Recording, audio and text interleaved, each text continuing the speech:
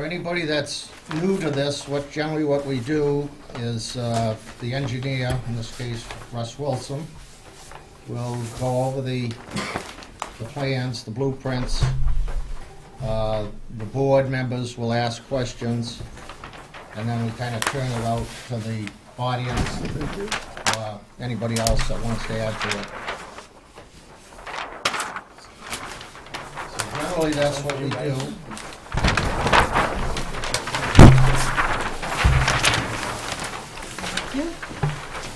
Haven't met Brad. Brad, this is Russ Russ, Wilson. nice to meet you. Likewise. You've been in Littleton probably, how many years, 35, 40? Can't remember that far? Since 1990, when I that's- started my business. 25, yeah. So what's this, a new plan, Ron? This was, before you had something I think we approved at one time. I think there was several times you came up before us trying to, this is the, just before the, coming back from there, just before the service station, right? Yep. That property there? In between the old KOA campgrounds Yeah. up there, and then in between the gas stations. Didn't we at one time, you had a plan, we approved it and all the variances and everything, kind of similar to what they had doing here? Yeah, he's, Yes, there was. Okay. That's so, he's actually, well, I'll get to that, but anyway, what he's proposing to do here is a proposed retail space and small fast food restaurant. Yes. And we've gone over this with Jim and did some research on things and other things that Ron's provided, and so we're here with another plan, probably basically the same as what you've seen before. Okay. And I brought some letters in here too, because the property is right on the edge of a Zone 2 aquifer That's Ayers though, right? for air. Yeah, not for Littleton. Right. Yeah. But it is in a water resource area in Littleton too, so, Well, the brook goes down into Spectacle. yep. So, based on that, we're here requesting some variances. Which are on my other plan here. One of them is fill to the lot line. You can see it's, I believe it's 3 feet. And then the other ones are the Water Resource Protection District. And Ron's been before the Board of Appeals, the Planning Board, and gotten the special permit for that. And we've got letters from the town of Air saying that basically their take on it is that the resource area ends at the town line, and but the hydrogeological resource area extends further out, so. So this is gonna be tear everything down, brand new building. This is a little bit different than before, I thought you were gonna. And, No, it was always tear Well- down the building. yeah, I thought, but, gee, one time, where did I think you were gonna try to use something? I know the building was pretty tough. But did you use the perk tests and everything from the previous? So you didn't redo them at this point, did you?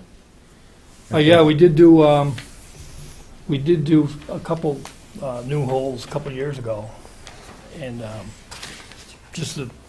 I wanted to follow the gravel up to where it changes. When you start going up the hill behind there, it changes into a till.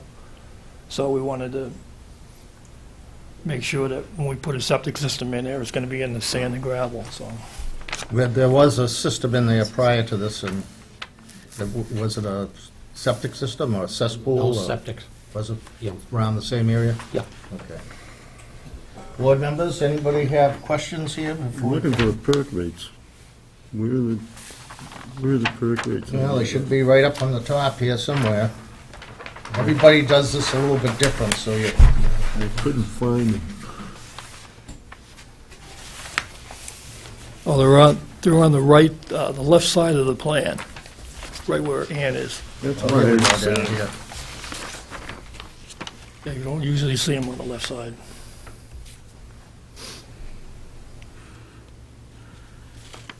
But once you get off that hill, it's all sand and gravel all the way to the street. What is your perk rate, This Russ? is the 2 minutes. So 2 minutes, 2 minutes, and 40 minutes. And you're actually designing this for a restaurant, right? It's gonna be commercial Well, it's and it's a certain restaurant. amount of flow. And the flow is, how much? Yeah, we tried to max the flow.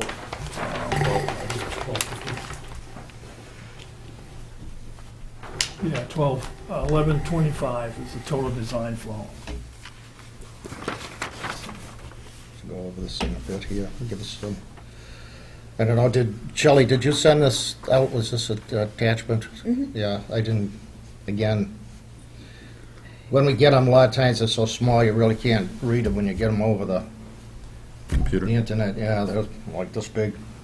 So I have a question. Go ahead, Ann, fire away. It looks like the perk rates are fairly similar between perk 804A, I'm sorry, 804B and 504A, but very different for 804A. Yeah, 804A, Can you explain that? Why that might be so different within such a small area? well, like I said, when you're on the flat, it's all sand and gravel from a gravel wash that took place over the period of thousands of years. But once you start up the hill, the soil changes. Okay. So we did a couple perks on the hill to see what it was, and it's not very good, so you don't want to put a septic system there. So that's where the till is. Yeah. Yeah. So, okay, and so the 804A, 804B and 505A are great perks, and that's obviously where the system is mostly located. So you're Yes. not going to put the system on the hill. No. Oh, System's not on the hill, and it's also in the good perk area. Okay, I just wondered. Well, that'll be Seems very close. under the parking lot though, too, won't it? I don't see Yes. any other place that you could put parking, so that's gonna be under the parking lot. Along with the 1,500 gallon tank. Are you gonna have two in series? Yeah, lots of tanks. Grease trap, Yeah, you're gonna have a grease trap, let me see. and then two tanks in series, and then a pump Bunch right chamber. up here, yeah.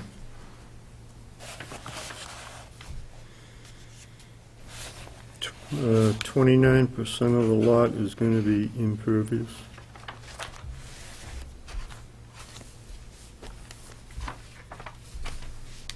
Yeah, it's a 1 acre lot. Did you folks, Russ, did you get, hear back from Jim Greffey? Jim usually gives us the little review. Yeah, I've been conversing back and forth with Jim on this one, and finally It got, says, review here, I'll just read it off, and then anybody got any more questions should go ahead. It says, I have reviewed the sewage disposal system plans for the proposed mixed-use building at this address. Because the proposed use included food service, the sewage disposal system needs to be designed for a minimum of 1,000 gallons per day, which you've done. He has based, but must be based on the size of the site and location. The applicant needs the following variances. 1, fill to lot line, and then he goes on to explain that. The site is an aquifer protection district which requires the proponent to provide 1,000 square feet of land area for every 6 gallons of wastewater. The proponent has provided, well, I think he is providing 212.7 square feet for every 6 gallons of wastewater. The proposed property is a distance from Zone 2 of the nearest Holton well. And as far as Jim says, he says he doesn't have a problem with the request. We have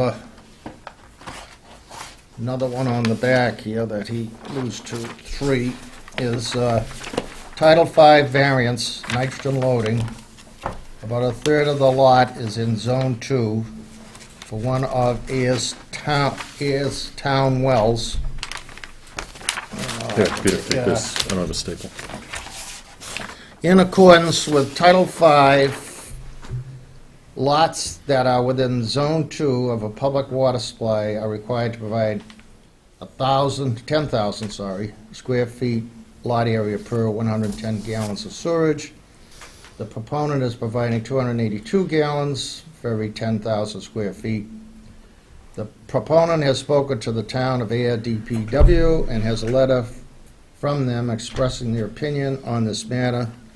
Based on the amount of the lot affected, the location of the system in Zone 2 of Ayers Well, and the letter from Air DPW, again, he states he doesn't have a problem with the request. Do we have the letter from Yep. Zone 2? Yeah. It's in this packet here. Letter from there.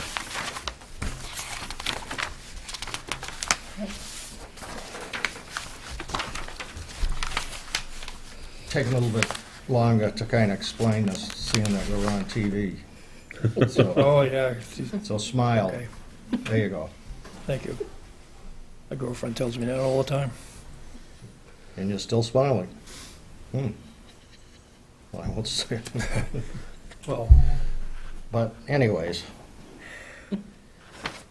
it says here, this is from Air Public Works Department. Mr. Ronald Raffi stopped in to see me regarding his proposed project at 260 Air Road on the Air Littleton Town Line. Mr. Raffi left me a plan of his proposed septic system designed for a restaurant and retail building on the lot. He was concerned that there may be approval issues related to the Town of Air Aquifer Protection District.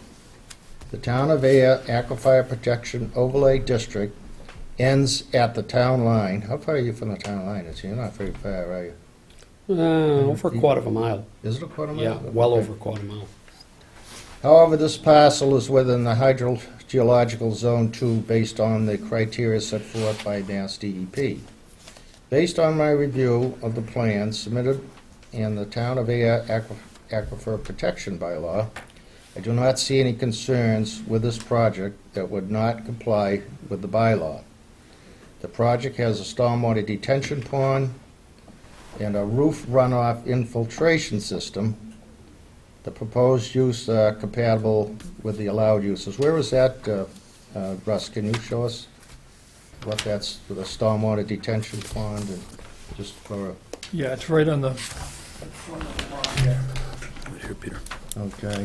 Where does the roof runoff goes into that too? that's behind the building. Proposed Oh, roof yeah, dry yeah, well. Yep. Okay. Anybody have any questions before I open it up? Anybody here that's in a butter or anything would like to ask the engineer or speak to this matter? Can Yeah, go back. I'm just saying it was kind of quiet here at the moment. I? Go ahead, Bill. The dosage per day is 281 and a quarter gallons per dosage, right? And that brings it up to the 1124? Yes. Okay. So let's see where you got your variances here.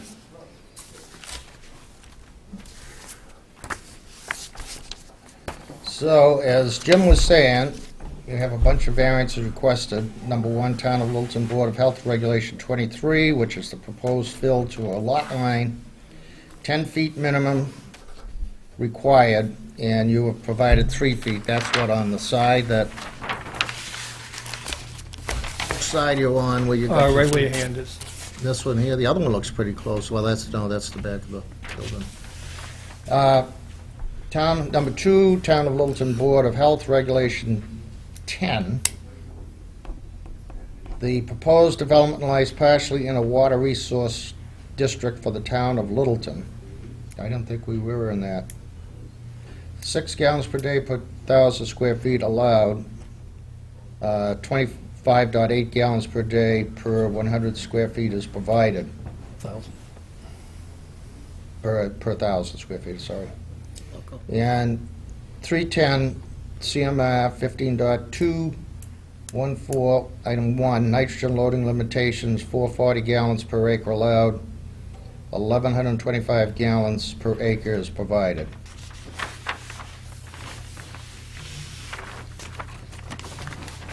So, anybody have any questions? If not, I'll entertain a motion, one way or the other.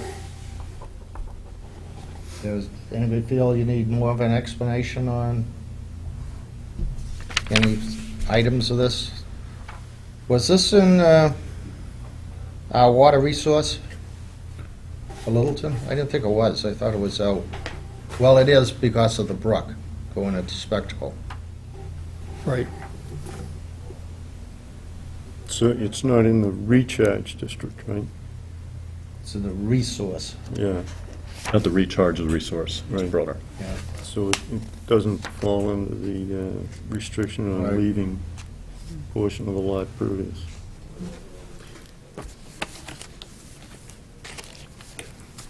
I'll make a motion to approve the septic system for 260 Air Road, I think dated 2/4/15, with comments by Neshoba Board of Health on 12/28/12, file number 1689. I'll make a second. You want to just put it as the variance is requested. The variance requested are 1, Town of Littleton Board of Health Regulations 23, proposed fill to lot line, 10-foot minimum required, 3-foot provided. Variance 2, Town of Littleton Board of Health Regulation 10, proposed development lies partially in a water resource district of the Town of Littleton. 6 gallons per day per 1,000 square feet is allowed. 25.8 gallons per day per 1,000 square feet is provided. Variance number 3, 310 CMR DEP Regulations 15.214. 1, nitrogen loading limitations, 440 gallons per acre are allowed. 1125 gallons per acre is provided. Do I hear a second? I'll second. Okay, I have a motion and a second to grant the variance requested for 260 Air Road. All those in favor of granting the variances, say aye. Aye. Good luck. Thank you very much. Thank you. This one going to be the one that's going to do it? Hope so. How did you ever make out with one at Long Lake? Did you ever build down there? What was it, Birch Road? Birch was sold. So, okay. Yeah. I had to give it away. Russ, good to see you again. Yeah. How you One feeling? for the file. Feeling good. You look good, so. That's the permit for that one. Sorry.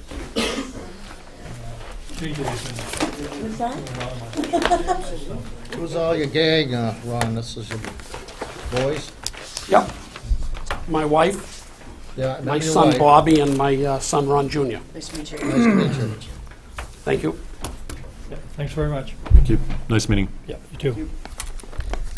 Okay, 7:30, and I believe we have, not necessarily a hearing, what are we calling this here? That's it, it says it. How you doing? Oh, we do have a hearing. Tobacco regulations, I take it, George, you're in for that? Yeah. So generally, I don't know if you heard what I had to say before. Generally, what happens is we have people present stuff. So here's the issue. The board will ask, board members will ask the issue. questions or give their These, input. We're And basically, after that, we kind of open it up to the Seven, audience I to, don't you think we know, required, put, we talked about. you know, their concerns and stuff, and I'm sure you have some concerns and stuff, Breadth so. is defined, but we didn't do Uh, anything with I don't know, them. We changed that to May, I think. we had quite a list of tobacco vendors, and you have, just with him? No, sir. I got my questions about the septic loan program. Oh, okay, I should have recognized you, sorry about that. No problem. Okay, so, So Peter, I had a couple concerns with this. I don't know if now's the time to do it, or, Can we we're take a going, look? we're going to, you're from, I'm your tobacco control agent for Okay. your board. tell, because we're on TV now, tell them your Yeah. name, kind of Okay. what you do, and, you know, why you're here, the purpose, and, Okay. if you wouldn't mind. Well, I'm Joan Hamlet. I'm the tobacco control agent for the Littleton Board of Health. I've been designated an agent, I think, since 2007. And I basically do the retail education inspection, the sales to minor inspection, and then we also do the pricing survey for the Board of Health. And then we enforce at your will any regulation that you pass, your current regulation and any new regulations. And then we also let you know what surrounding communities are doing, and we provide you with drafts as the tobacco retail environment changes, and we provide you with technical information on, things going on in your community regarding tobacco control. So if you choose to pass the proposed regulation, then we would notify all your merchants for you and provide it in the education packet. We help with the legal notices. And So we you- do you- whatever you need us to do regarding whatever you decide to do regarding tobacco And I control. think We you- work for you. I think you had the duty of writing up all the regs and everything for us that we had, or was that you? Yeah, well, Mass Municipal and the Department of Public Health provides legal resources to draft the regs. So there's a common draft that goes across to every community in Massachusetts. Then each board takes a look at it and says, I like this, I don't like this is good for our community, we don't really think our community needs this, and then we come up with wording. This particular draft has very little content changes. What it did is your regulations were so outdated, it took all your current regulations, updated them to the proper legal language, and then it added some minor things to it, like the e-cigarette.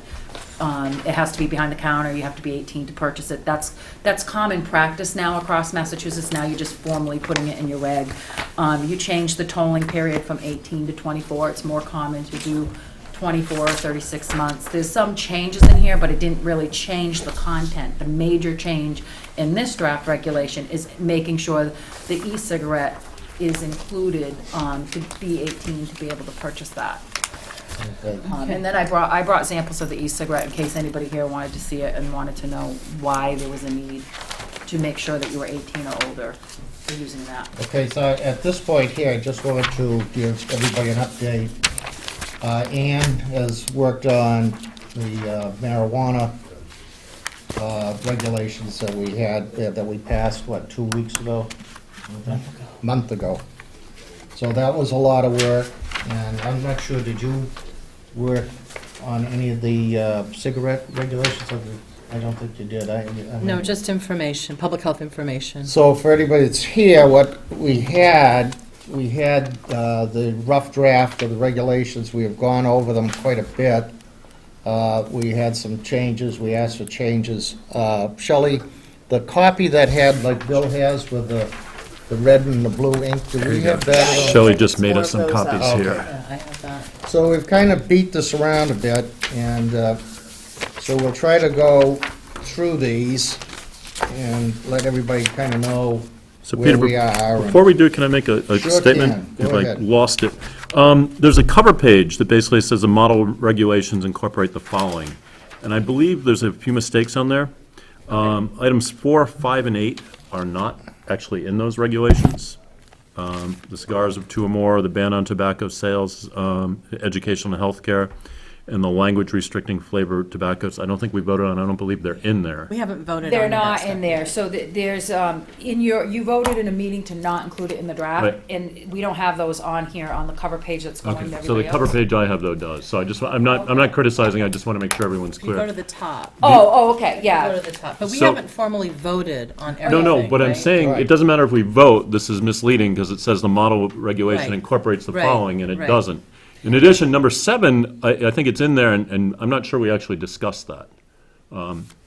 The other thing I wanted to point out is within the regulations, one, it defines blunt wraps, which we didn't take action on, so I don't Yeah, think we it's a need to. definition, so, It I doesn't- mean, you can take it out if you want, but there is no blunt wrap regulation Right, in but it here. defines it so typically, and then on page 7, at the top, it says, after hearing the Board of Health shall suspend or revoke, and I think we voted to say may.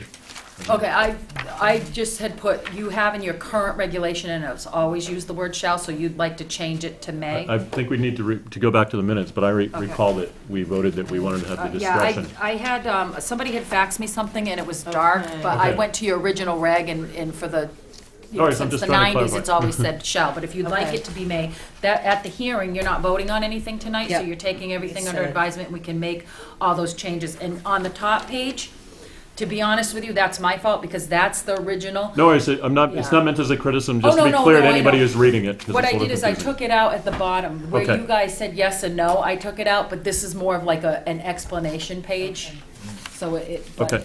I've got to hold everybody up just 1 second. George is the only person here that is in the business of selling tobacco products. Do you want a copy of this to go along with when That'd be great, we discuss that, so you can, yeah. anybody else? So this I is- was potentially gonna open up a shop in your town until I found out about this, so Well- that's why I'm here. Okay. Yeah, Now, where I mean, are you- other than the e-cigarette, Yeah. everything in here is existing in your current regs and has been pretty much since the late 90s. So everything in here, other than the e-cigarette, the it still allows for the e-cigarette to be sold, it's just sold in the same fashion as tobacco. And there was, before you open it up to public comment, there was a letter that got submitted last minute that will go into the testimony, and it's from NATO. They kind of, NATO is a tobacco industry. Not the other NATO. Yeah, NA, yeah, no. And what they do is they call us every week and say, are you presenting regulations to any board? If you are, what town? And then they send out kind of form letters. And then they asked me, like, I sent them a draft of what we were doing. And I think there might be a little confusion because what the regulation does in Massachusetts, it's prohibited by state and federal law to give out tobacco for free. So he's saying that it's beyond the board's purview to ban coupons. You're not banning coupons. You're only banning coupons that allow for a free product, and that's already been court tested and that's already been challenged. You can say in your regulation you cannot redeem coupons that allow for free tobacco, but that does not apply for buy one, get one half off, $2 off a pack. So I just wanted to clarify that. It says that right here, yep. So, Yeah, so- Can I make a comment about the coupons? Yeah, I didn't know they existed, but go ahead. They don't in Massachusetts. It's illegal to honor coupons for money off of any tobacco item. What you're referring to, 50 cents, $1, is a price reduction to me on cigarettes that I pass on to the consumer, not a coupon. Just for My clarity. sense that was But a you generic can't give letter, a reduction not that makes specific it to a free, reg. like buy one, get one free is not allowed. No, Yeah. that is not allowed. Yes, so that's what the language in the reg just reiterates that, so people aren't confused, because coupons come from the internet, they come from other states, they come from all over the place, Wherever so. they come from, they're illegal in Massachusetts. Right, so We're it not just, talking a blanket state law, or if you Right. will, Right. regulation. In Massachusetts, it's illegal to accept cigarette coupons and pass that saving to the consumer. If a manufacturer wants to lower the cost to me, and I pass it on to the consumer, and there may be a little advertisement on the tobacco item that says 50 cents off or whatever reflecting that, that's That's different. legal. That is not a coupon. right. Thank you. My sense was that NATO letter was pretty generic, he hadn't Oh, actually yeah, looked at yeah, our yeah, but regs. it does imply that we were doing something improprietary regarding coupons, and that's not the case. So I just wanted to clarify for the board members, because, you know, that's just reiterating what we've always practiced, putting it in the correct wording. There is actually no change in practice, even though we upgraded the wording to what we've been doing since you guys passed the regs the last time, years and years ago. Shelley, could you do me a favor and make some copies of that newspaper article so This? that I can give them to everybody? Please. I'm sorry, I apologize. I was just asking Shelley if she could make some copies of that. one of the things that we had discussed and quite a bit is the age that you could buy cigarettes. And I know a lot of towns have gone to 21. And I think the general feeling, or the majority feeling on our board was that 18, you're asking young men to go off to war and stuff, and that's the reason we kept it at 18. Right, and there's a little history behind that. 2 doctors started a movement in Massachusetts, and they contacted every single board of health that exists, no matter how small or big a town, and they asked boards of health to do that. It was confusing to some boards because I have a 34-town service area that I service just like you. There's other service areas, so it was confusing. Are those doctors part of the Mass Tobacco Control Program from DPH? They weren't, they were separate. In the 34-town collaborative that Littleton belongs to, Bolton is the only town that raised it to 21, and then Maynard did something pretty much against recommendation of everybody and raised it to 19, because now you have a very confusing, you have 18, you have 19, you have 21. Maynard's concerns, listen to how the doctors, what they had to say. They upgraded their regs to a much more significant regs. They did the blunt wrap, they did the cigar pricing, they did something a little bit more in-depth, but they did decide to go with 19 because they felt it took the high school student out that's buying it for their friends, and they had police department support. I, as your tobacco agent, if you choose to do it, I can include it in your reg, and I can educate everybody about it, but if you wanted to do a compliance check for it, I don't have the resources in my grant. It's not written in DPH funding to do the 19, 20, and under 21. So most of my boards have chose not to do it, because if there's a complaint about it, I can't investigate it for you. I can only inform people it's part of your reg. Whereas if somebody sells to somebody 15, 16, 17, I can go in and do a compliance check, and I can enforce your reg as directed by you for you. So there was a little bit of confusion there. But in our 34-town collaborative that you belong in, and in Neshoba, Bolton is the only one who has done it, because Maynard's not part of Neshoba, but Bolton. The other reason, They had too- police department support too, and the police department's doing the enforcement for them on that. The other reason, too, is that the practicality of it, we're only 15 minutes from the New Hampshire border. So, you Yeah, know, it's a- many people in our collaborative is feeling that that really needs to be a multi-town thing. It needs to be a statewide thing. More and more towns are doing it, because now they're up to 52, and I think I sent the list by email. We're up to 52 communities, but in the central region, it hasn't taken off. And, you know, there's some things that you don't mind being the lead in. This isn't one of them, because there's no proven, what we proved is getting rid of flavors, raising prices, and things like that reduce youth use. But there's no really proof to say that raising it to 19 or 20 or 21 stops youth, because we know youth are getting it right now still, even though the age is 18. So raising it alone by itself doesn't help unless you're going to do a comprehensive reg and do some of these things that you're already doing. Yeah, we do have neighbors such as Acton and Westford are now at 21. Yes. But I understand your point. I have a question. Brad, do you have the original tally? Is that your original Yeah, tally? that's the sheet? original one. Okay, so I have the original tally as well. I think it would be good at some point for us to just kind of review and compare You want to that. go right down, line item? Yeah, that I'm might going be to go by this. useful. This is the one Shirley handed me, so I'm going to look at that as the official one. Okay, and I was the one who tallied it the night, so I just want to concur with you on that one. Okay, so go ahead. So one definition of tobacco products include non-regulated nicotine. I think we said yes on that. Yep. Hang on one second. We're going down on the The front original. page, the line items of what's changed and, There's a sample regulation provided by, who is it?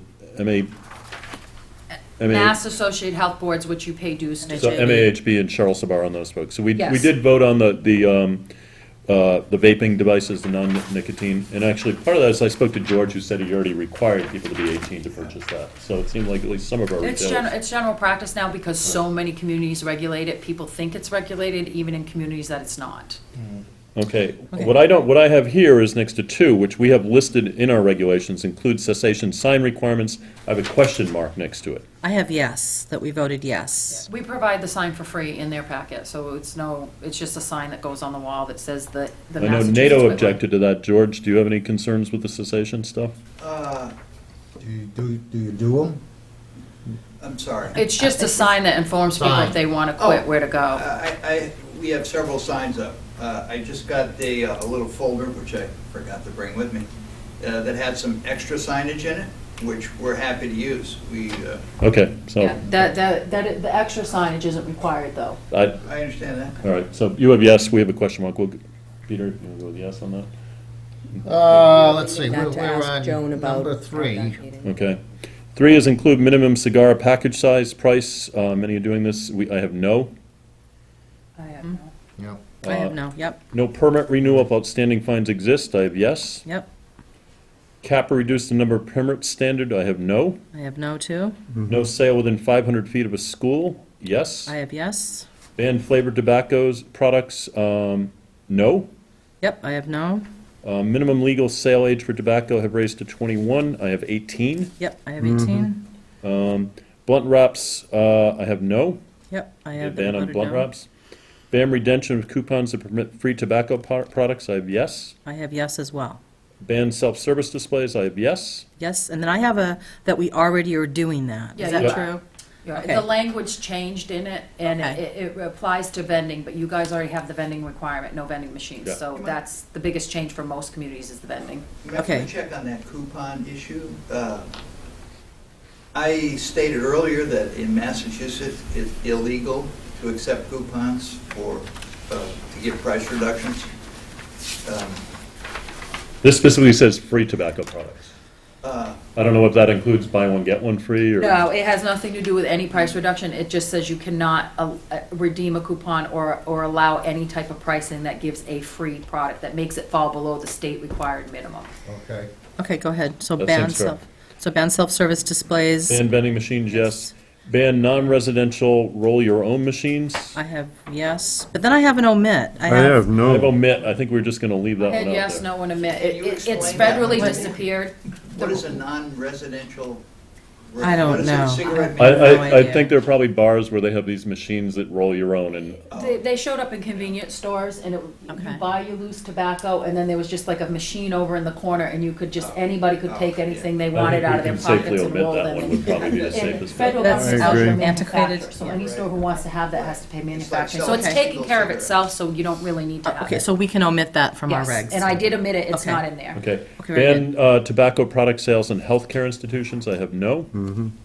Ban tobacco product sales in educational institutions, I have omit. I have omit. So, Isn't that done by? but we said yes, and then we said we wanted to omit it. So I'm wondering, what's the Well, difference? A college could, if you have a college or you have somebody that opens up an off-site campus, they could open up a campus store that decides to sell tobacco. So most people just say no in educational facilities. Most colleges have moved to be smoke-free campuses anyway.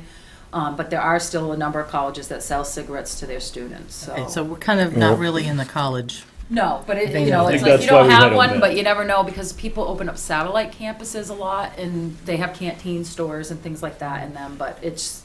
But you know, now I it's- think, it's isn't it statewide that there's no smoking on, no, just the public schools? Okay. Just the public. I had no on that. Oh, okay, so do we want to keep that in as a no, or do we want to omit? I'm Either fine way. with It's no not on in the that. reg, but there's no concerns either. Since it went out to draft as omitted, let's leave it that way. Yep. Finding structure mirrors state law. I think we're already higher than that.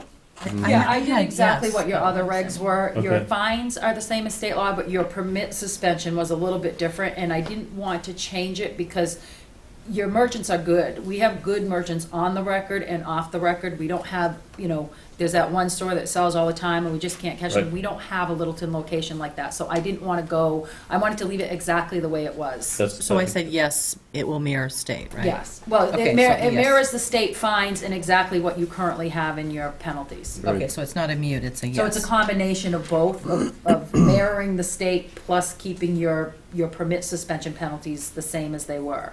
Okay. And then we have tolling periods for violations, we have 24 months, Yep. right? Correct? We wanted It 24? says we have 18 months, and next to 24 months I have a B, and next to 36 months I have a C. Same with me, I so have what does no that idea mean? what that means. What did we, what were we thinking? I was told think to we move said it, 24. I read it as you circled 24, like how it looked on my copy, when it came through, I thought it was move it from 18 to 24. that's 'cause what I thought. 18 was crossed out and it looked like 24 was circled. We do less and less inspections because of the funding, so 18 used to be good, but we're not funded to do as many inspections for you, so 24 months for a town like Littleton really gives you a true picture, and we have good compliance. So to be honest with you, whether it's 18, 24, or 36 months, I don't think we're gonna see a lot of, all of a sudden, people being non-compliant. It's My a suggestion very is- rare occasional sale in Littleton. Let's go with the middle one, which is, I think, is what you adopted. anyway. 24 months, right? Yeah, okay. Sounds all right. All right, and the last one, I think this is the only place where it doesn't reflect what we wanted. It says shall versus may language, and I think we voted for may simply because the board felt that's why we're here, is to use some discretion when Good. necessary. Okay, good. Correct. Total agreement, Okay. yep. So the new draft should reflect that we Okay. may. Okay. So even though this checklist reflects some of the changes, it doesn't reflect all of the the checklist that we just went through. It reflects everything except for the definition, which really doesn't hurt anything. A blunt wrap is still in there, so I can remove that for you for your next meeting. I think it's just confusing to anybody reading the regulation. If Well, you define it, then yeah. do anything. Actually, I mean the checklist, Yeah. the policy decisions. The list that we just read off, Is accurate No, to we did this, the vaping. except for the changing the word may to shall. That was the first okay, one. because everything else was already in our regs. Yes. That was the part was confusing. Right, and Because I didn't know. the only thing I wanna caution you about is because you've had shall for like 12 years, when you move to may and use discretion, you set a precedent, so anybody that comes in with those same set of circumstances, you'll have to make sure that that's completely recorded, and that may will always, you won't have the Okay. discretion with somebody else coming in with the same story, I guess. Okay. So I think that's why you guys had always used shall, but there's not a lot of non-compliance problems, so it's probably not gonna be a problem. Thank you. Okay, at this point, I'm gonna ask if anybody's got any questions or comments from you folks that have potential convenience stores, and go ahead. I do. My name's State your Chad name Fox. too, state your name for the record. My name's Chad Fox. I live in Pepperell currently, but as I stated, I'm potentially going to open a store here that would be dedicated directly to electronic cigarettes only. One of the questions I have is in your final draft copy that I have here, it says at the bottom, the definitions. Let's see. The new update definition and the below regulations do apply to any vaping device and liquid, whether it contains nicotine or not. So, one problem I have with this is further in somewhere, you're defining a product that does not have nicotine in it as a tobacco product. This is a product that has absolutely nothing to do with tobacco. Yeah, it has There no is no tobacco, but derivative. it has nicotine, right? No, I'm I thought it sorry, did. zero nicotine. There was a study done by the FDA, and I guess I could find that maybe from 3 years ago. And they had trace amounts of nicotine in there, zero nicotine. A lot of these companies have cleaned up their act that are manufacturing these juices and everything else. So nicotine is not derived from the products that are going into this, or nicotine is not taken out of the products that you make electronic cigarette juice with. It's only if you add nicotine to a product, you're going to have nicotine in the product. So zero nicotine means zero nicotine, in my opinion. So is your concern simply that we've defined, You're defining a Can I product- finish, please? Oh, I'm sorry. is your problem that we're defining all vaping products as having nicotine in them, or are you concerned that we're raising the age to 18 even for those non-nicotine products? I believe that the age should now be he's 18 looking at the for definition all of the of products, tobacco but I and think vaping. defining a zero nicotine product as a tobacco product, when in fact there is no tobacco in it, is a very difficult. Yeah. I know we did get some evidence that many of the vaping juices, or whatever you call them, even though they didn't list nicotine, did have nicotine in it. But I suspect there are many that don't, and I actually don't have an objection to a separate definition of vaping products, as long as it's 18. That's my big thing, is whether it's got nicotine or not, I'd like She to could see. answer to Yeah. that. I can answer to that, and I can definitely have DJ Wilson, the attorney, speak to it. This definition of tobacco product came out of the contested Rhode Island court case, which shares the same federal jurisdiction as us.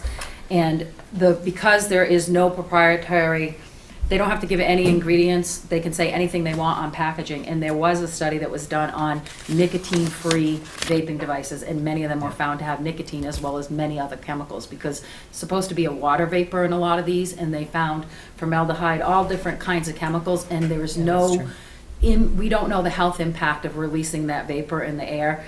So this definition was made by a team of attorneys who track most legal law cases that happen in New England that share the same court definition. So I think this is a solid definition, Where was the test but they did though, to determine that, and what was I'm not sure. I'm what not was the sure test who did size? I'm not sure who did the actual testings and where those studies came from, but I can find that out from DJ Wilson, but I guess I'd like to, my problem is, there's chemicals in all of this. Yeah. And basic rules of toxicology is, there's some risk with all of this. So I believe in the 18, I think there's risk with any of these chemicals. But if it doesn't have nicotine or tobacco, I think it is potentially misleading. I think we want to clarify, actually, when we talked about this, I wanted to specify that, I wanted to make sure that we included non-nicotine containing substances in this. Yes, I think we want that. We definitely want that. We want I am left somewhat uncomfortable by defining something that has no nicotine or tobacco in it as a tobacco product. It seems like it needs Yeah. its own separate definition, because I think what you have is a universe of nicotine-containing products, a universe of non-nicotine-containing products, and then there's that little circle in between that they claim one, but it does have nicotine. Okay. But remember what we were talking about before in terms of the chemicals, and that children were getting a hold of these, whether they were labeled tobacco or not. Absolutely, but I think. So I think if we label it all 18, Oh, it It's definitely has to safe. be 18. By Safe. no means am I suggesting that any substance Yeah. that you inhale be Yeah. allowed for anybody under Right, but 18. separate to keep it clean. But I think to be clean, and I Vaping think, devices from, and what I would hate to see was somebody to get cute later on, not you, but somebody to get cute and say, oh, there's no nicotine, it's not a tobacco-containing product, and challenge it. right, and one of the things that's happening too is the e-cigarette is definitely, can be defined as tobacco because it does have nicotine in it. 'Cause Right. tobacco is defined, you can only get Right, nicotine from a right, tobacco right. leaf. There's Right. no other source of it. So we can That's keep not, the, that's not totally true. Yeah, I didn't think they had Tobacco any is not any the tobacco in it at sole all. source of nicotine.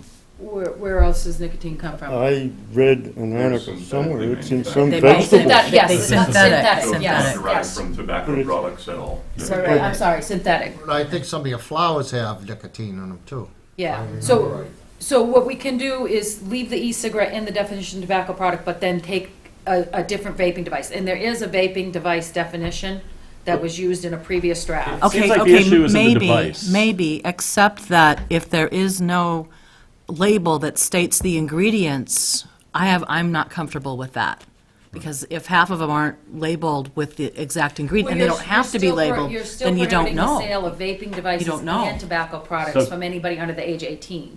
My concern, you keep saying But vaping we don't know if- devices, excuse me, but we also have the juice as well. Oh, yes. Okay. So, I mean, the concern starts to me with the substance. Some of the substances contain nicotine, and some of them may not. I want to make sure the regulation captures both, but it does seem to me that in order to do that, we need to describe them Okay, so do separately. you want me to ask DJ if, even though it's defined under tobacco products, is this solid to cover the intention? Because whether you separate the definitions or keep them all together, at the end of the day, in another part of the regulation, you're still going to be requiring them to be. You just want to make sure your definitions are solid to Yes. capture. Yes. Because vaping now is not just e-cigarettes. Vaping Right. comes, there's vaping pens, there's Right. all kinds of different. And type of there's vaping. different vaping substances. Some liquid. contain nicotine, some don't. Some claim they don't and do. Some do and probably Yeah. don't. And some we don't know, so it will need to include those products where it's not defined. And that's the concern part for myself, that if we don't know, it doesn't mean it doesn't have Right, nicotine and in that, it. yeah, It 'cause doesn't mean it say does, in- so in we the don't bold know. print, it does say regardless of nicotine content that rely on vaporization or aerosization. Yeah, So, okay. I think that's Okay, probably okay. accurate. So We have a clean couple- up that definitions and get a clear answer from DJ on how we need to do this to make it clear. There's If there's a clarification And that if can this be made. definition, if he feels that this definition is legally solid, he can bring that to you guys as Before well. we do that, I think there's a couple people wanted to Yep. answer. You were first, and then George was next. I don't have much more to touch on. Okay, George? You mentioned earlier that even ingredient labels that said there was no nicotine, the products were tested and had nicotine. So has that been corrected? There is no labeling requirement. Well, So, Because they're not I mean, it's FDA. like someone could put natural, and they don't have to put a natural ingredient in it, because it's not regulated by the FDA at this time. So, so a manufacturer can put anything they can want on put the zero label and nobody nicotine. can challenge it, nobody knows what's really in there. yes, Therefore, At this that's time, why- I'm that's why we want Yes. the definition Yes. to stay that way. So you might could- know when the Yeah, because so the I mean, FDA a is lot of actually looking companies- into it. I use an electronic cigarette as well. A lot of companies now manufacture juices. They come with an ingredients list on the side, says 18 plus on it, everything else. These companies are trying to do right by Right. an unregulated, it's something that's currently unregulated. They're Right. still trying to do right by this. But they can If- put, If a company advertises something as not having nicotine, and you can test it and determine that it does have nicotine, that's a problem, isn't it? doesn't that impact on the overall definition of these things? Because there are Well- going to be separate definitions for nicotine containing. I think part of the problem, George, is federal law Yeah. takes a long time to catch up with the reality, and that FDA at this point really doesn't have oversight over these vaping devices. And they're looking at it. I mean, they are That's looking why at it. we're And, having and our- the industry is getting a lot better. Right. The industry is getting a lot better. But one of the things, when you see something on ingredients, even food, under artificial, natural, the word spice, hundreds and thousands of things can be defined as that, and some of those things can be chemicals that aren't individually listed. So it's just like just the Well, food is a ingredient little thing. different. They do have general authority over food for misleading statements. Right. What I would ask, when you speak to GJ, and I'll talk to Cheryl about this as well, so you said, is this definition legally sound? I think what we have here is at least a desire to separate the nicotine, non-nicotine products from the tobacco. And I guess my question would be, if we could come up with a separate definition. So we've got the nicotine-containing products and non-nicotine-containing products. Could we come up with a second definition that wouldn't legally undermine what we're trying to Right. accomplish? Right, And if that's BJ and possible. Cheryl are like twins. Whatever one says, the other says. Yeah, but I can yell at Cheryl. Yeah, you can yell at DJ too. He's very I don't know. good. There's Very no simple powerful. way to define those, other than the way you just described it. It may not be. Right, it may I not mean, be. that's probably I don't the think it the is. best definition anyone could give. But I just find it very confusing that you've got a nicotine-containing product or a tobacco product with no nicotine in it. Yeah. And and I know there's some that, even though they say Right. they don't do, but I imagine there's some that don't. So, And usually what they do when they come up with these definitions is they take it from an already court challenged case. If it was already challenged in court and found, then you I understand. keep the wording the same so it doesn't open the door for a new challenge.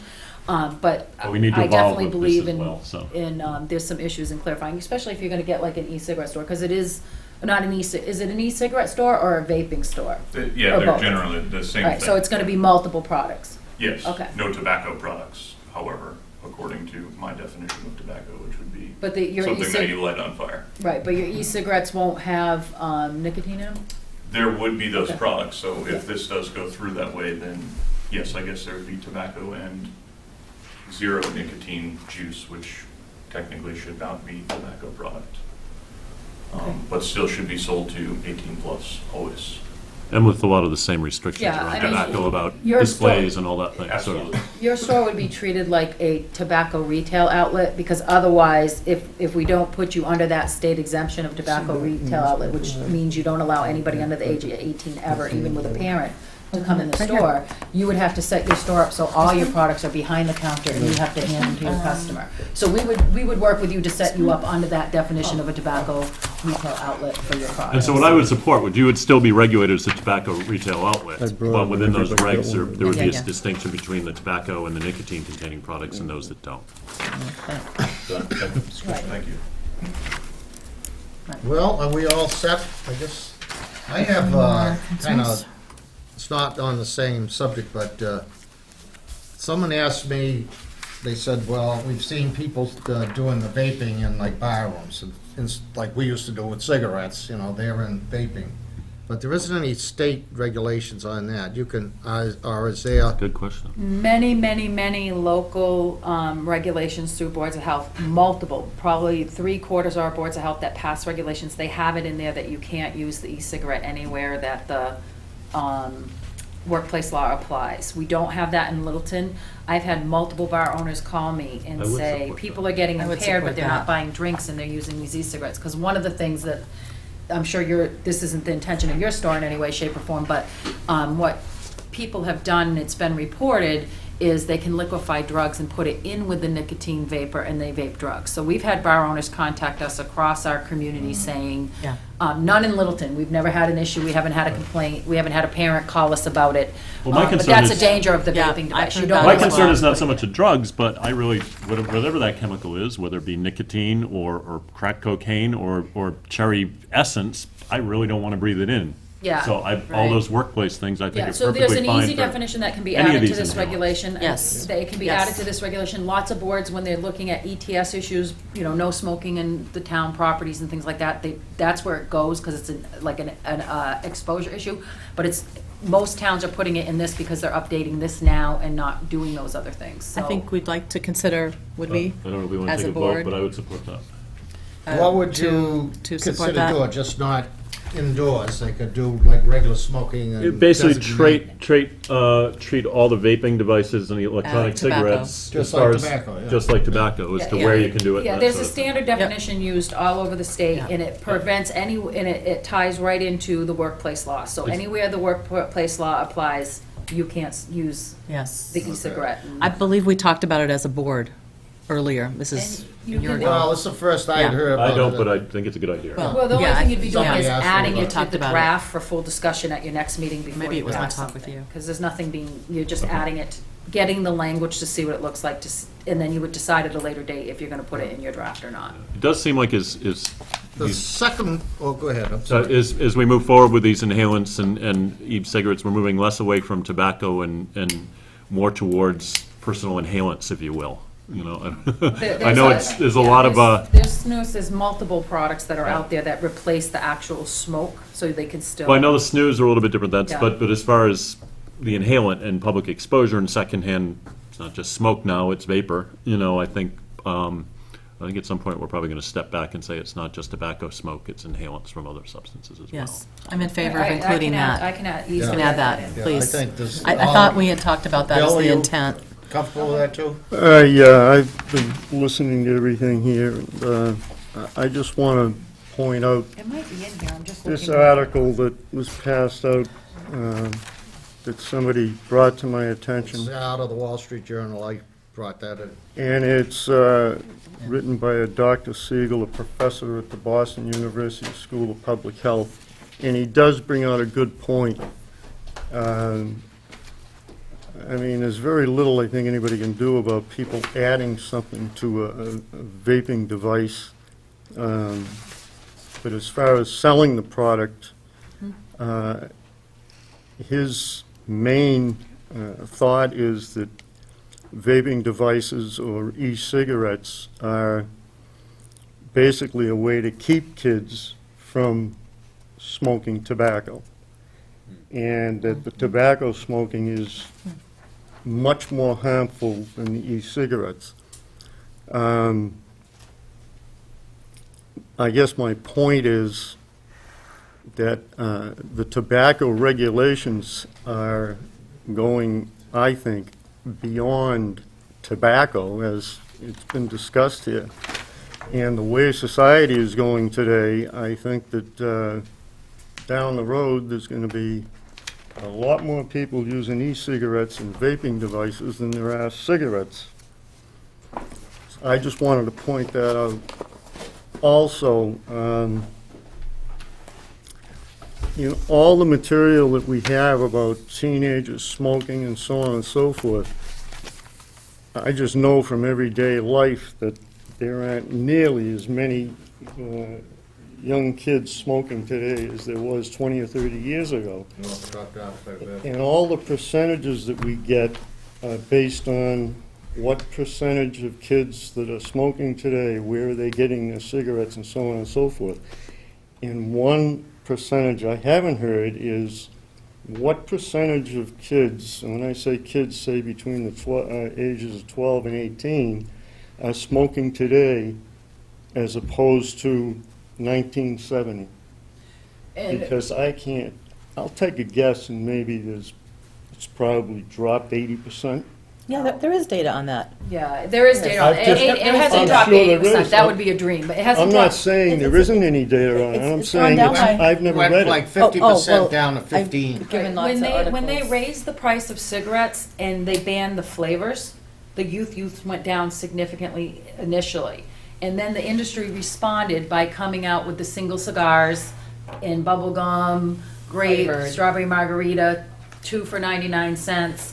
And so now what you see, when you ask kids, do you smoke cigarettes? They say no, but have you tried these cigars? Yes. Are you using blunt wraps? Yes. So we're seeing a decrease in tobacco smoke use and an increase in the cheap flavored candy and fruit flavored products that we had Well, showed. So there is a use, there's still tobacco use, that they're using it differently now.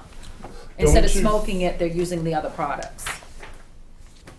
Don't you think that a considerable amount of the kids that have stopped smoking or don't smoke is due to being educated on the health risks and seeing their parents I think the parents. and everything, you know, passing I away think it, because I of think it. it all helps. I think it all helps. Well, I think it's had a Because like, greater I grew up with impact. smoke everywhere. My kids are growing up not seeing smoking everywhere. So I do think modeling is part of it, but we still, the industry, it's like whack-a-mole. They come up with new products, and the way they're marketing them and finding the kids on the internet through different websites and media and social media to get the kids to know about these products, but, you Do we know. Well, my feeling is that from a government standpoint, I think that restricting where people smoke has had a fantastic effect on public health. Raising the prices of cigarettes really bothers me, or raising the price, the government raising the price of anything to achieve a goal kind of bothers me, because, you know, it's not in the best interest of the economy, or it's socialism in a very small fashion. And if people aren't given the right to make up their own mind when they reach a certain age, these are some of the things that just bother me about this. I think the regulation, what we are basically going to adopt, is fine. But I really have a problem with the government interfering with free enterprise. Right, I can. And they do it on a regular basis, don't get me wrong. Right, I can understand that, but historically, the reason why the government even got involved in it is by the tobacco industry's own admissions through all their released documents since 1930s. They targeted kids as young as 10 to 12 years old who don't know better, who become addicted by the time they're 10, 11, 12, 13, and they become the adult smoker. And they always, in their documents, talk about, we need the children as our replacement smoker because adults don't wake up and decide to use this product. They become addicted as children and they move on as an addicted adult smoker. So, you know, that's the historic reason how government got so involved with the tobacco industry, and it was the release of all those documents in the 1990s that showed that those were their practices. So you know, I get what you're saying, but part of it is adults don't wake up and start smoking. Children become the next adult smoker. That's how it became a public health issue. I think Brad had a question Sure. here. So Bill made a comment, I have to question, I don't know the answer. Is there any data on the relationship Those are some between vaping studies, if and you picking wanna up find some cigarettes? answers. Are they more likely to smoke, less likely to smoke, or we don't know? That we don't know because vaping is so new and it's expanding so fast. I can ask if there's any studies. It'd be good DJ to, I'd be would curious to know, because I could see it going either way. Yeah, you know. link to vaping and, George, as a store owner selling, do you sell a lot of the vaping type of stuff, or is that? We have a lot of that stuff for sale. We don't sell very much of it. You still sell a lot of cigarettes? What would you say? Cigarette business is, the bottom has fallen out of the cigarette business and continues to drop. It's still an important part of my business, but it's nowhere near, it's half of what it used to be. I've owned the store for 26 years, and about 15 years ago, things started to drop slowly at How about first. things like, she always mentioned, like, what they call them, blunts and stuff like that? Yeah, that's, Blunt wraps, thank you. that's something that Done with all this stuff. started appearing maybe 5 years ago. Some market for it, but not very much. We're not a city store. We don't get a lot of walking traffic, and the more people that come into any given spot, the more likely you are to sell that stuff. Okay. And we just don't sell a lot of it. We offer it, but Plus, in your store, I think your neighbors are likely to see what you're buying. That might scare some people off too. Well, I Shelley- appreciate you folks coming in, you know, for your input and everything. I think that was important. Ian? Shelley brought something up to me the other week about, did we discuss it all in our meetings, placing everything behind the counter? I think everything is behind the counter, but there was some point about things needing to be behind the counter, or no signage up front and everything was behind the counter. you have that in your current reg. Thank you. Every tobacco product has to be behind the counter. What doesn't have to be behind the counter right now is your e-cigarettes, but it's the practice of most stores because an e-cigarette is one of the most stolen Okay. shoplifting items. Okay, so the hang on a stores have done second, it. Joan. So, thank you. So, are we gonna put all of that behind the counter? Are we including that? That's in there, I believe, isn't it? Yeah, you're gonna regulate the e-cigarette just like tobacco, and it will go Okay. behind the counter. Thank you. Mostly How everybody about- does have it behind the counter in Littleton, though. Okay. Except for one. I think we just did a retail education inspection some of you, did you see Eric? He came in with the packet, a black and orange packet. Yes. Yeah, he just went out last week and did the retail education inspection, and Okay. he said without the regulation, just a couple have it, loose pieces here and there, but for the most part, it's behind. Okay, how about signage? Advertising for cigarettes? What are we Nothing doing right now in outside. terms of, It doesn't matter where it is if you can see it, right? I mean- Yeah, in terms of advertising tobacco products indoors, outdoors, in the store, we don't have an advertising There's- regulation. there's none? There's no Okay. language in there for Okay. to address the advertising at this time. no. Okay, thank you. We have a policy on that. Our policy is any cigarette advertising signage has to be behind the counter. I thought we did have something, we Yeah, were I didn't- talking I about that. I thought there was something. It's the policy we've used. I've used. Sure, but I'm wondering, I thought we, I thought there was, to be honest, a I'll regulation go about back that. and look. There could be a bylaw. There could be like a sign. Do you have a zoning bylaw or a sign bylaw? I'll do some research and see, but I Well, didn't we have a have. sign bylaw, but it's for, size and all that. Yeah, I Yeah. didn't see it in your old reg, but I will double check and look and make sure. Okay. And if it's in your old reg, I'll put it back in the draft for this reg, but I don't remember seeing it, but I will double check. thank you.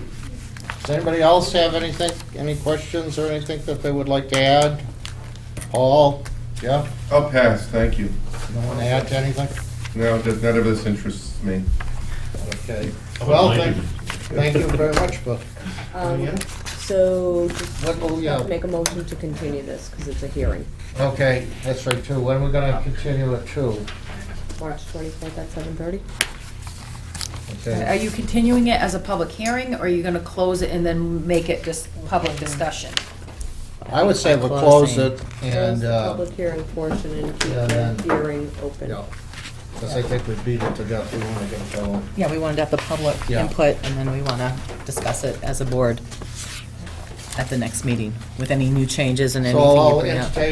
entertain a motion. Make a motion to close the public hearing for tobacco regulations for the town of Littleton to be continued March 24th at 7:30 as a discussion, no, as a hearing for the board, an open hearing. I think you have to do it in two. I think you have to close one and then make a motion Okay, to. make a motion to close the public hearing for tobacco regulations in the town of Littleton. Do I hear a second? Second. All those in favor of closing the hearing on tobacco? Aye. Aye. Aye. Aye. Okay, And I'll now, make a motion to Continue. continue the the 24th of March. discussion, yeah. 24th, Yeah. so that the board can vote on a regs. I'll be seeing DJ tomorrow, so we'll get these Do I have- issues excuse me one addressed. I'll second. give you a bullet of what was addressed and give you a page of the new information for your next Corrected meeting. version of the regs. And then I just also, before I leave, wanted to let the board know that one of the things we did is as soon as we got the notice from Shelley, the legal notice, we hand-delivered the legal notice with a copy of the draft regulation and had each store sign that they received it. So every store in Littleton had the regulation in hand, in addition to your 2 ads that went in the paper about tonight. Thank you. Thank you. Thank you. Second on that motion. Thank you. Yeah, that's what, Take a break. we're gonna take a smoke break. We're gonna take a leave. Bathe break, unbathed. Why don't you guys come up, we'll be You right back. have to vote on that motion, right? Oh, yeah, sorry about that. Thank you. The Didn't last go anywhere motion, yet. and that last motion you made, would you do that one again? I make a motion to continue the tobacco hearing to March 24th at 7:30. Do I hear a second? Second. All those in favor? Aye. Thank you, Paul. My pleasure. Just don't send us a bill. All right. That's what everybody tells me. Yeah. I'll be right back.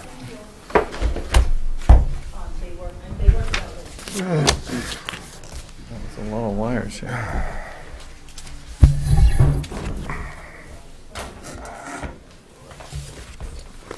It's all very complicated, isn't it? Sometimes we make it a little bit more simple. More than it has to be. So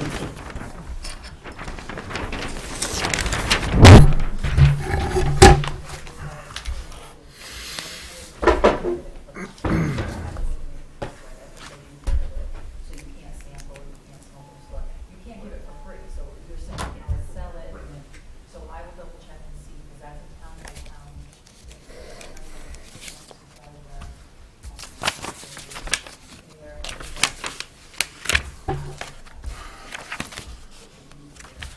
Ninth or 10th? It is the 10th.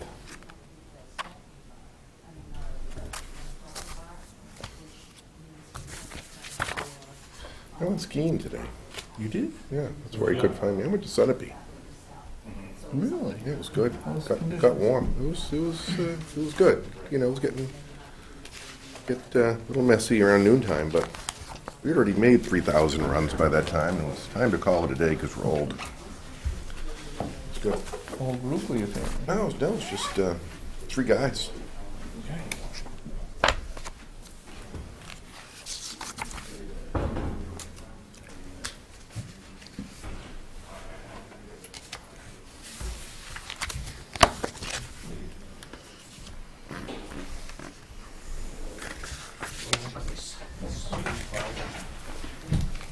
Hold that color.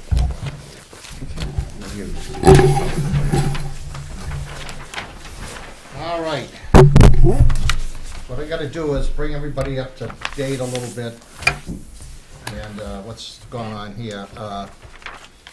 We have before us tonight something that we had voted on before, and it's Bennett's Orchard, which is up Sanderson's Road.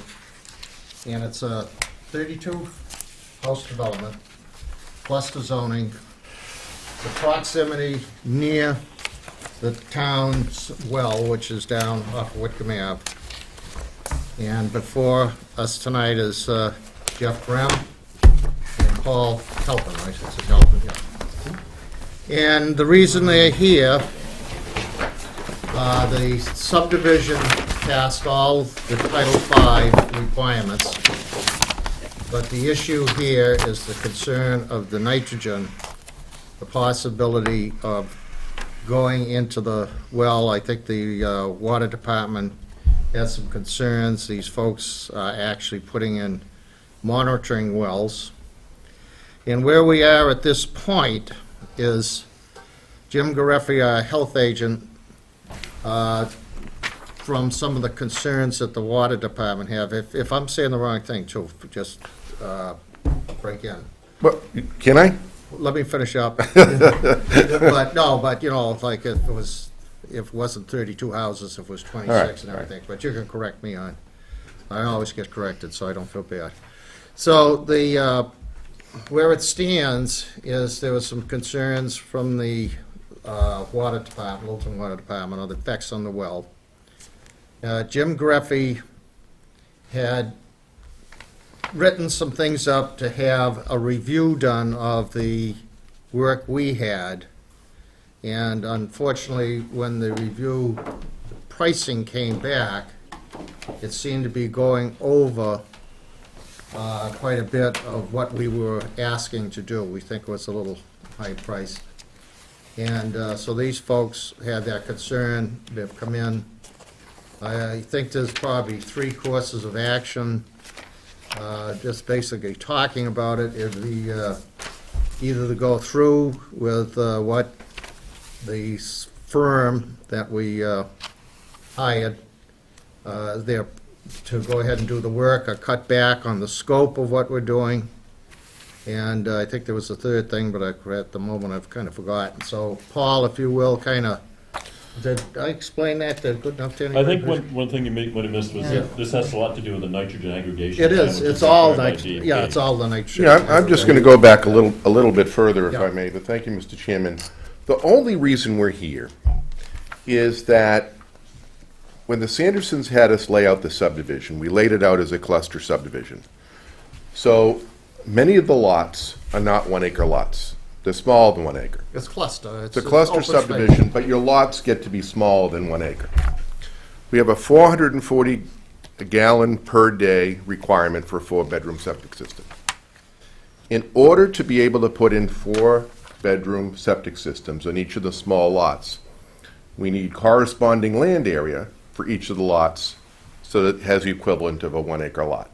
And you will correct me if I say anything wrong. Yeah, that's our open space So criteria. we prepared a restriction right out of the state model, right out of the DEP guidelines, to restrict our remaining land so that it can't be used for anything having to do with septic systems. And on top of that, we're also going to place a conservation restriction on all of the open space. But before you is a nitrogen loading restriction, state DEP form, made applicable to this particular project.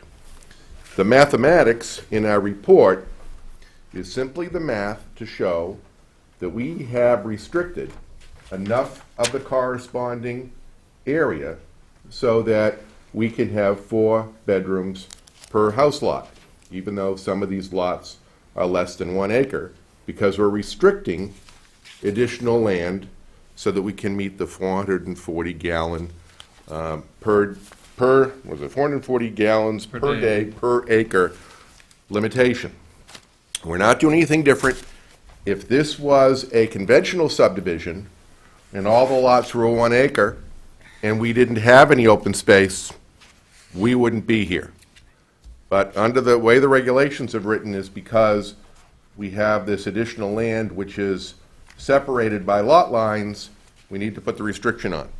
So we presented the restriction. Chairman's absolutely correct. The Board of Health requested that there be some monitoring wells placed on the property.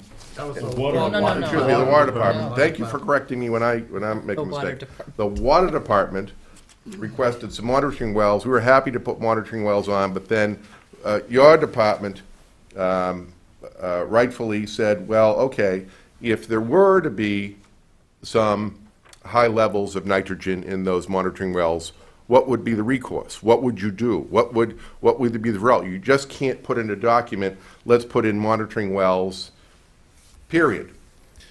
And that's sort of what brought us here. So we were attempting to determine whether there was anything about this particular plan which necessitated having monitoring wells and having additional regulation regarding monitoring wells. And the board wanted to satisfy themselves that our calculations regarding nitrogen loading made sense, our restriction made sense, and you want it to be reviewed by a third party. And we said, okay, we're interested in that, but we don't want this to become very expensive. We don't want this to become very complicated. So the request for proposal went out, took some time before the proposal came back, and it turns out that the engineering firm that we all had agreed on, because it was the same engineering firm that reviewed the plan for the Planning Board and Conservation Commission, they don't do this type of work. So they went out to a third party and then got an estimate, and it came back that the third party that they're going to engage, or they want to engage, is a company that performs hydrogeologic studies.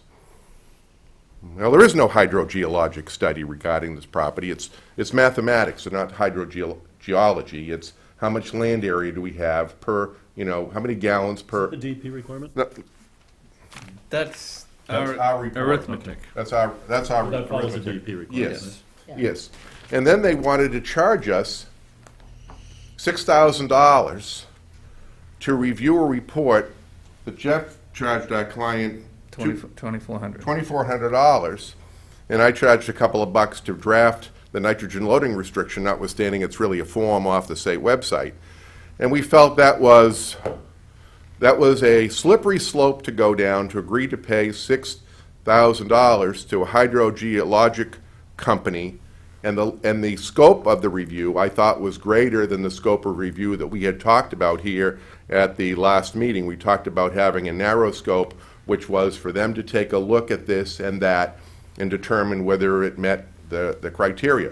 But the scope of their proposal got broader, more complicated, and I'm afraid that if we go down that scope and our client spends $6,000, the next request is going to be, well, we want more study.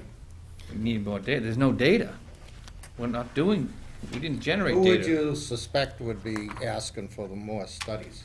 Well, we suspect that if a party is Their expertise is hydrogeology.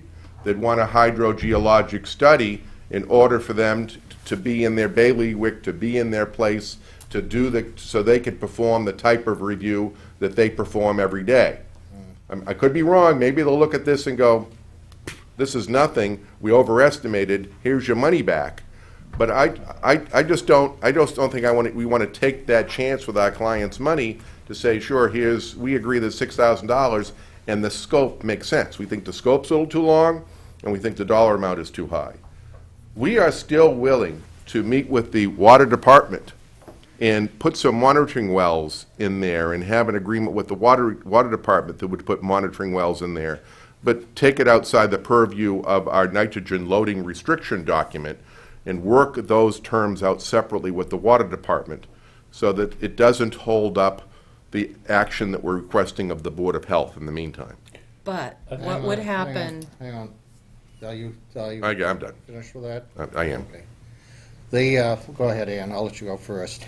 But what would happen then if nitrogen comes up high? Wouldn't you all, somebody, the homeowners, somebody who received this report, at least the water department, would come back to us? Because that's our jurisdiction. My guess is that there are monitoring wells in other places in Littleton. Yeah, There are a lot. There's a whole bunch, it's like 200 of them. Sure. And so if levels came up high on any one of those wells, what would they do? Well, I think they have a history and some baseline, which we don't necessarily have here. Well, we had a process for establishing a baseline where the wells were going to go in prior to construction. There was some testing that was going to be done. So how long are you going to hold off construction? Why? We Because weren't the playing. baseline can go over several Oh, years, oh. not necessarily a couple months. Oh, It well. should go over Yeah. at least a year. My concern was also, you're missing a part here, was Jim Garaffi, who's the engineer for Neshoba Associated Health Boards. Sanitarian. Also had some, sanitarian, also had some concerns and some suggestions on the nitrogen loading. I don't have his original notes, do you? Oh, I gotta get everybody back on board. Jim has been in on this since the beginning, and basically, after he had made some suggestions on what we should be looking at, and based on that, that's why we went out to this engineering firm to have them look. And it was basically more of a, did we cross the Ts and did we dot the Is and that type of stuff. It was not to redo the whole plan or anything of that nature, and he specified that. No, but there's a scope of work, which seems to be what you guys are suggesting, according to Jim's note here, doesn't meet, that Jim suggested a particular scope of work. Right, he did. Yeah, so here's Jim's note. I appreciate the concern regarding the cost, but I think it's worth requiring all of my scope of Okay, work. so now we bring it up to this last one. I'm back, Sorry, okay. I'm back a couple of Jim's days. So Jim had, after we had a discussion about the cost and how the applicant was a little concerned about the price that was given back to us from the engineering company, Jim had talked to them a little bit about, is this it here? That's Jim's That's the scope of work. scope of work, and this is what was sent to Green. Yeah. All the Well, documents. he talked with these people, and they sent him down to the subcontractor, if you will, which I forget what the name of the, GHC, GEI.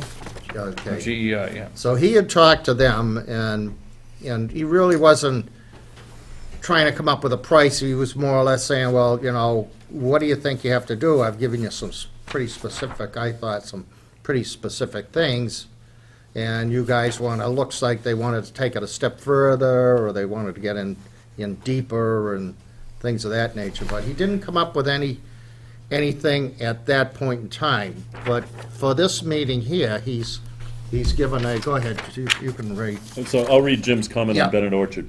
The board received the quote for service for the review of the nitrogen aggregation plan, and based on the scope of work I proposed, the estimate was considered high. I spoke to Green International about what we could do to reduce the cost, and they referred me to their subcontract GEI. GEI was going to do the work for Green. In speaking to GEI, they mentioned that to make any comment on the nitrogen loading, as it might affect the wells, would require a certain amount of work, calculations, modeling, etc. And they could just comment on the project's compliance with DEP's nitrogen aggregation policy. I appreciate the concern regarding the costs, but I think it is worth requiring all my scope of work in light of the correspondences between the departments and the fact that monitoring wells are likely to be installed as proposed, and some inferences made, right or wrong, about the results of the water test from those wells and what the board may request to do based on those results. My contention, though, is I'd like you to address Jim's scope of work, because I think it goes beyond simply checking your algebra on that. I know, that's right, it does. And then the response, though, from Green was not Jim's scope of work, but just to recheck the algebra, so, which is kind of confusing. Now, let me go through that if I will.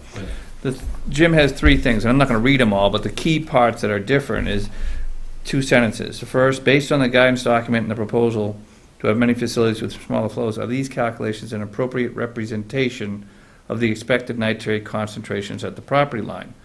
That's not what our calculations show, so that's Jim's scope. That's not what we're trying to do here. We're just doing a mass balance, the site as a whole, not in any one location.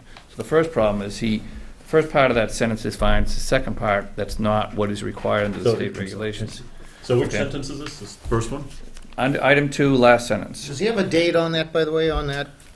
Whatever you read that on? That's from our last meeting in January. Yeah, I think it is, but I'm not sure we got the same one. No. So based on the guidance documents and the proposal to have many facilities with smaller flows, 440 gallons per day, are these calculations an appropriate representation of the expected nitrate concentrations at the property line? Right. And That's not what the DEP requires, and that's not what we did, and there's no way to do that so without essentially, doing some kind of you feel study. we're asking you to go beyond the scope of what the state requires on that front? Yes. Okay. Okay, on that though, further, Green International's response did not respond that they would do that, interestingly, okay?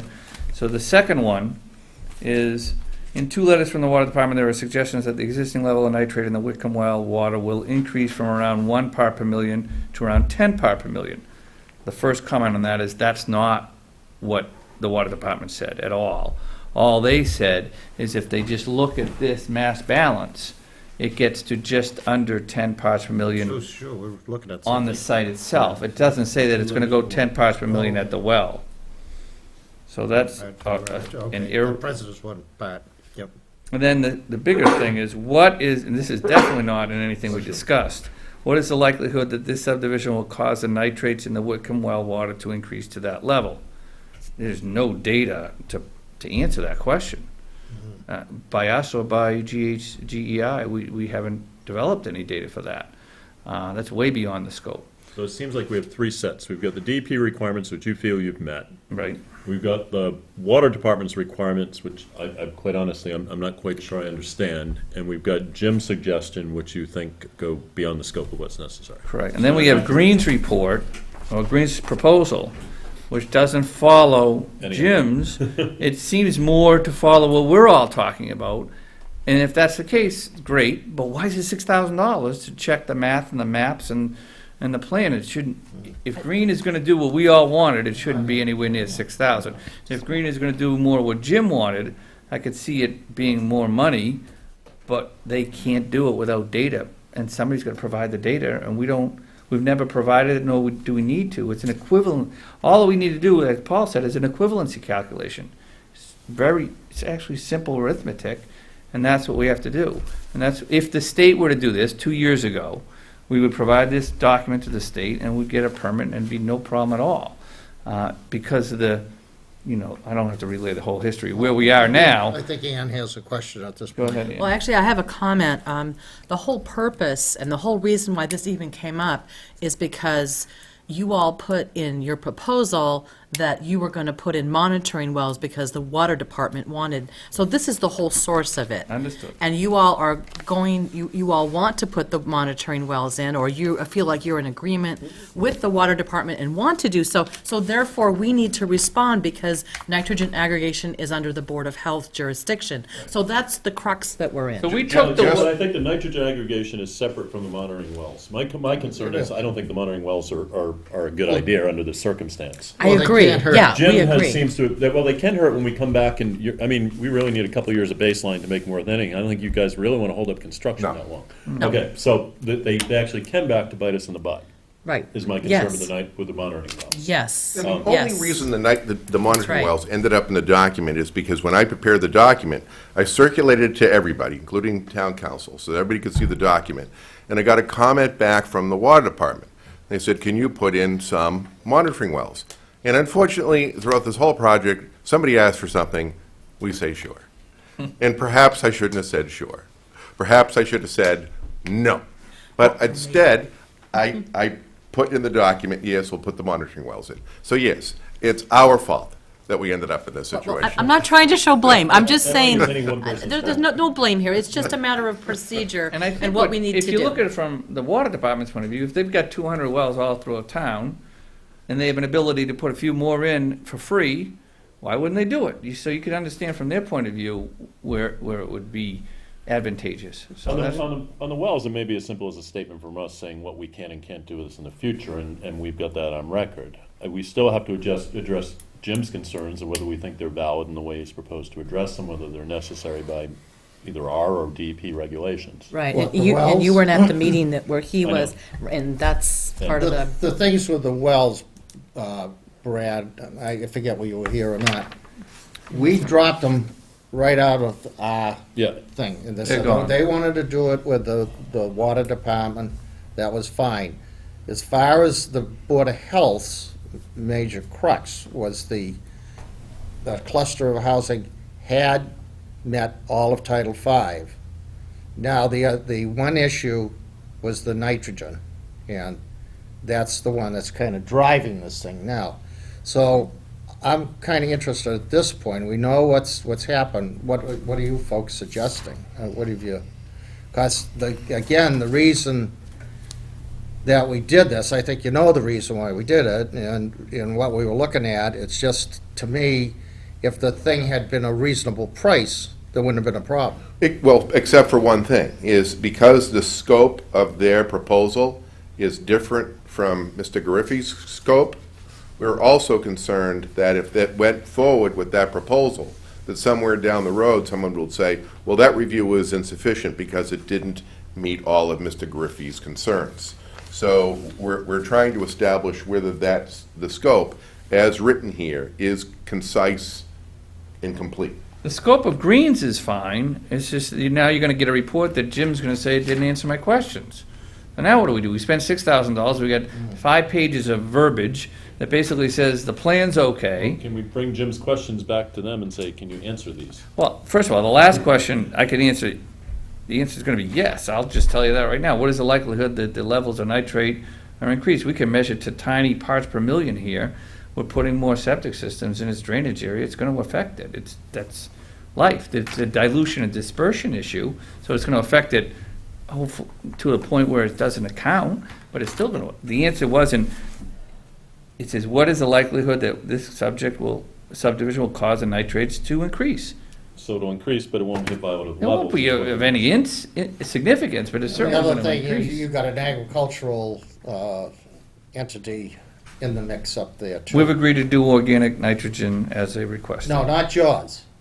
Oh, around you, Still absolutely. nitrogen. The 61A that's right in the same area of the well field. Right. Which can't impact. So, I mean, Yeah, we'll the figure answer to the this question I can answer right now, yes, but what is that going to do for you? That doesn't tell you anything. So I think maybe we can get him to refine that question.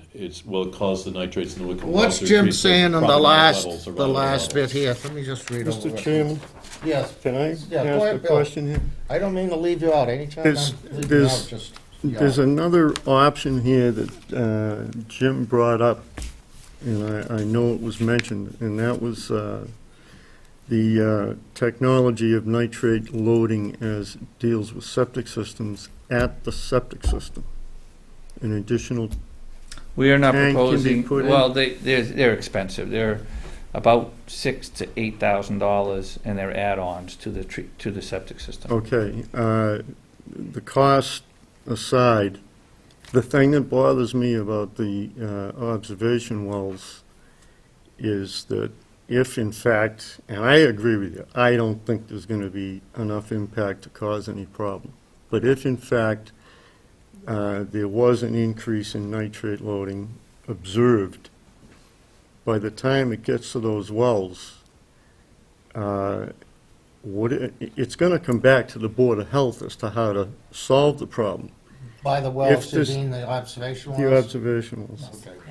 If in fact each system had the technology to pick the problem up at the source, you're kind of nipping it in the bud, and you know, if somebody is abusing this system and it's above and beyond what it should be as far as nitrate loading, then you can deal with it, and they can be dealt with on an individual basis, and that'd be a lot easier for the Board of Health to deal with than an entire subdivision having the finger pointed at it because of an increase in nitrate loading in the direction of the wells.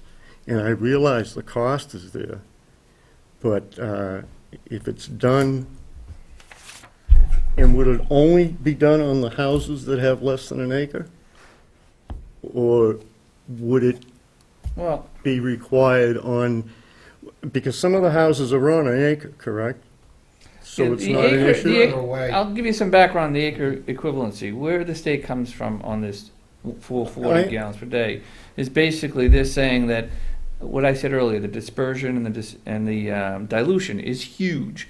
We Right. get all of Oak Hill coming down into this area, this whole drainage area, and they basically say that they've done a study, you know, it goes a macro study that says if you're a 1 acre per 4-bedroom house, then you're not going to have an impact, or Right. it'll have no impact. So So that's our goal.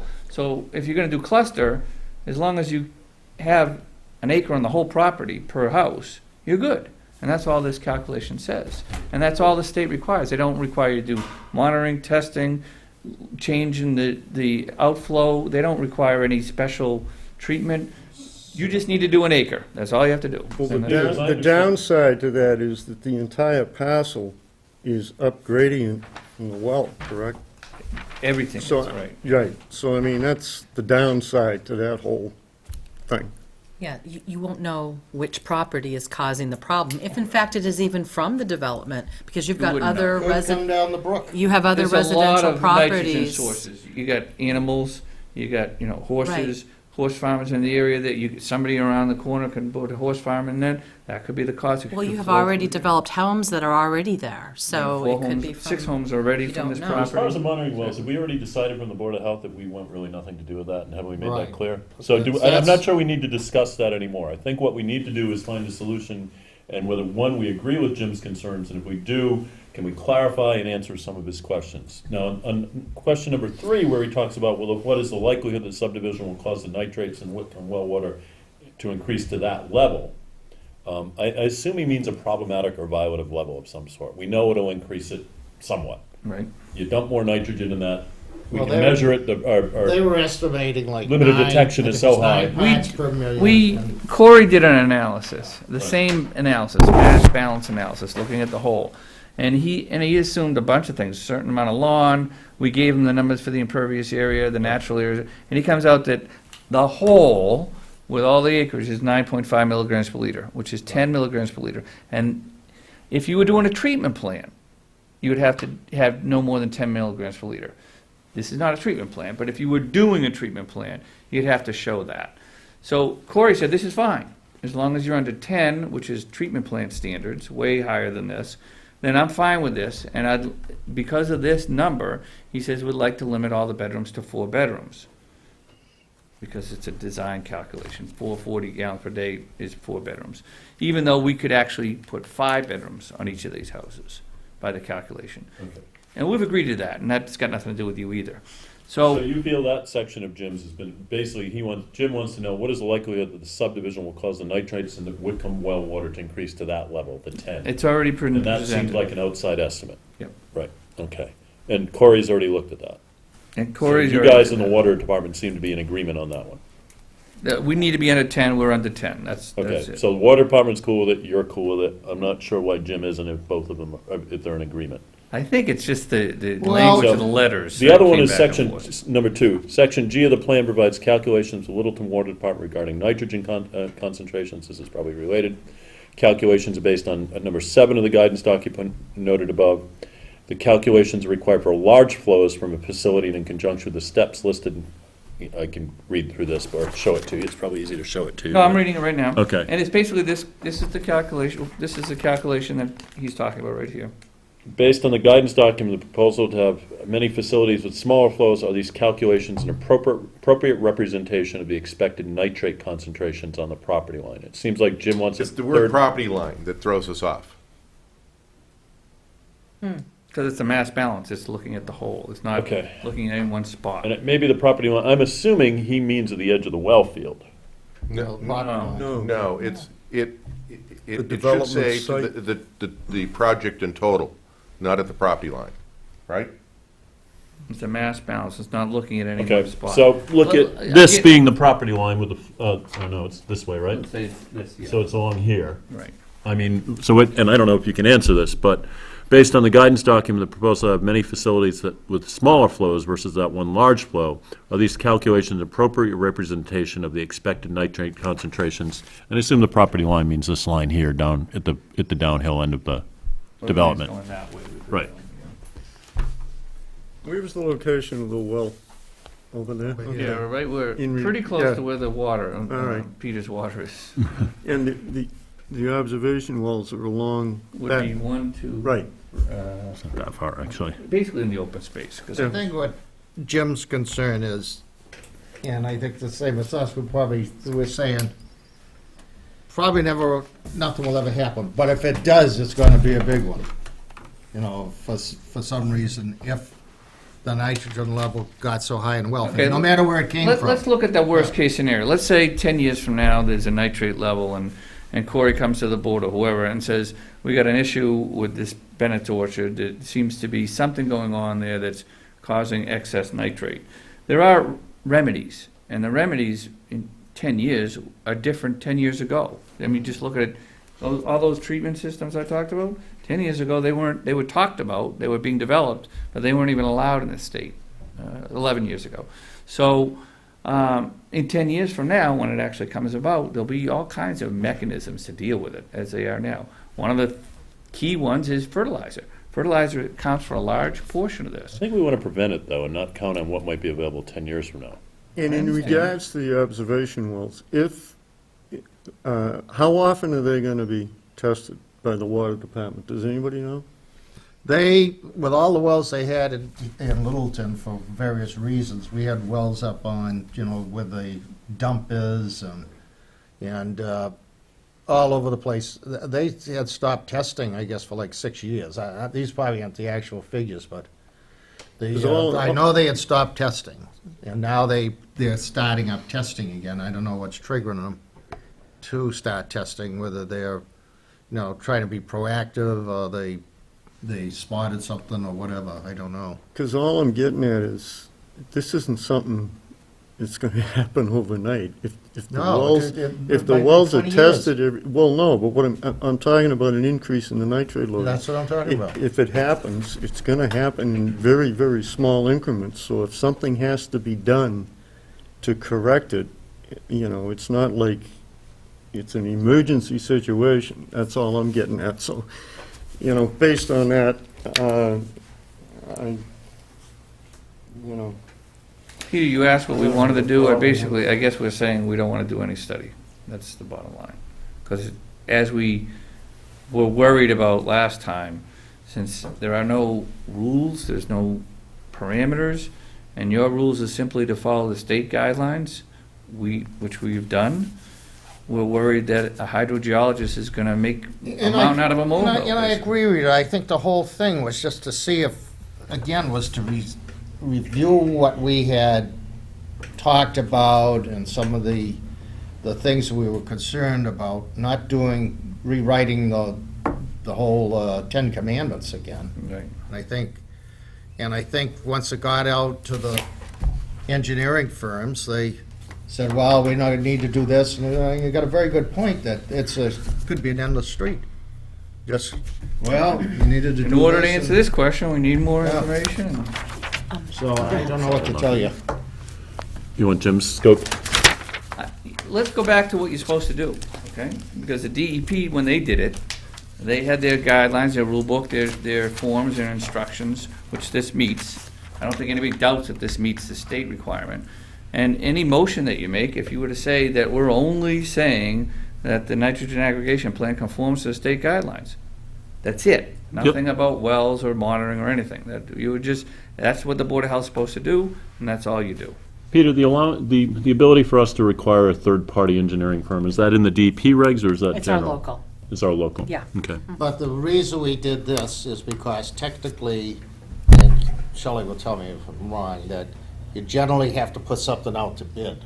Where they had already used Green International, it was something, we kind of did it for these folks to move them along and not have to do the whole going out for bid process. Isn't that why we used them? But there was something, Well, it was recommended by the planning board because they had done the. but they had already had contracts with the town and Right. stuff, So they were familiar with the project, so they Right. felt they would get the best. But they cost. didn't know how to do what Jim was asking, so they had to farm it out to another Okay. firm. But we don't hire them, do we? I mean, you guys pay for them, I assume, right? Yeah, you hire them. We hire them, you pay reimburse for you. them, Yeah, right? Pay for it. yeah. Yeah, usually the And applicants. my concern is now we have a hydrogeologist who says, I'll study it. What's he gonna study if you don't give him anything? You know, Well, to and the study? state's established the guidelines anyhow, Well, so. didn't they do a hydrology study years and years ago when they did, because I was on the Conservation Commission then, and they did something all over town. That's how they established. The actual. So they used to have an interim wellhead different, protection I area, guess. which is a half mile, and they do a hydrogeology study to make it into the zone 2. Exactly. So that had to have been done. And they did that here, Right. absolutely. So And we're in the zone there's an two. old hydrology study, But in order to do a hydrogeology study, you have to sink a bunch of wells, you have to do readings of Right. where the water is over time, and over time, a lot, we get frozen conditions and so forth, we get snow everywhere. You have to sink all these wells, do monitoring of what's going on with those wells, get a groundwater contour map, which we all know goes in this direction, because that study did it, and then analyze that for what you're doing. And try to create plumes, basically. They would be creating, each one of these septics would be a plume, and then if they all congregate, you'd have to do this analysis. And in order to do all that, you need data, which we don't have, and we don't need, is basically what I'm saying. So you're gonna ask the hydrogeologist, he's gonna look at it all and say, I need more information of what, and the Zone 2 study is not the information he needs. And that's our concern, we always had, the is problem that, with us, and I would say the same thing with Jim, is we are not that knowledgeable on this type of stuff. We don't really get into it that much. And so it was a case of, we don't know this that well. We asked some questions. Should we have asked some other ones? That was kind of the whole intent. right. know, And I we knew asked that him Green about- didn't have any more expertise than anybody else in this business, because we're just, it's a pretty simple process, you follow this formula. So Green looks at it and goes, well, we don't know what we're doing with this stuff, let's go hire a hydrogeologist. And that's where we're at. But if you were to limit your work, your efforts to what is required by the state under the guidance document that Jim talked about, which is very easy to deal with, then I think you'd be covered as far as, and we're not doing the wells, nothing to do with you, then you've done your job, I guess. So, and is Jim questioning in there at all whether we're meeting the DEP requirements, whether they're meeting the DEP requirements? Well, No, I don't think so. I think number one sort of is. Jim's comments from. Number one sort of, in a sense sort of is, but I think what Well, he's- here it is, does I the think what plan he's comply with saying- DEP's nitrogen aggregation plan and Title V's nitrogen loading requirements? Right, he is, but what he really wants is, we're asking for, he's asking for a second opinion, basically, is what he's Well, suggesting. we need to figure a second opinion on what, though?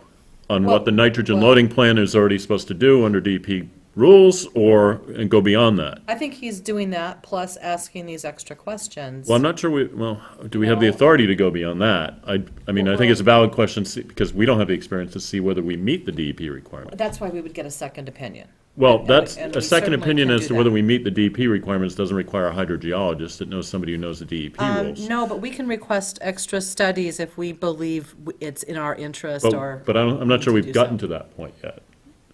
Well, I think Jim thinks that from his comments, it seems like he feels there's a need to ensure that we know this sort of information That's what I infer from this. Now, read the second paragraph. I still believe the applicant complies with DEP's policy on nitrogen aggregation and with Title V as it relates to nitrogen loading. And though I am not opposed to the installation of monitoring wells, I am concerned regarding the future upgrade of sewage disposal systems. Blah, blah, blah. So he's saying that the plan complies. And I know you wanted a second opinion about that.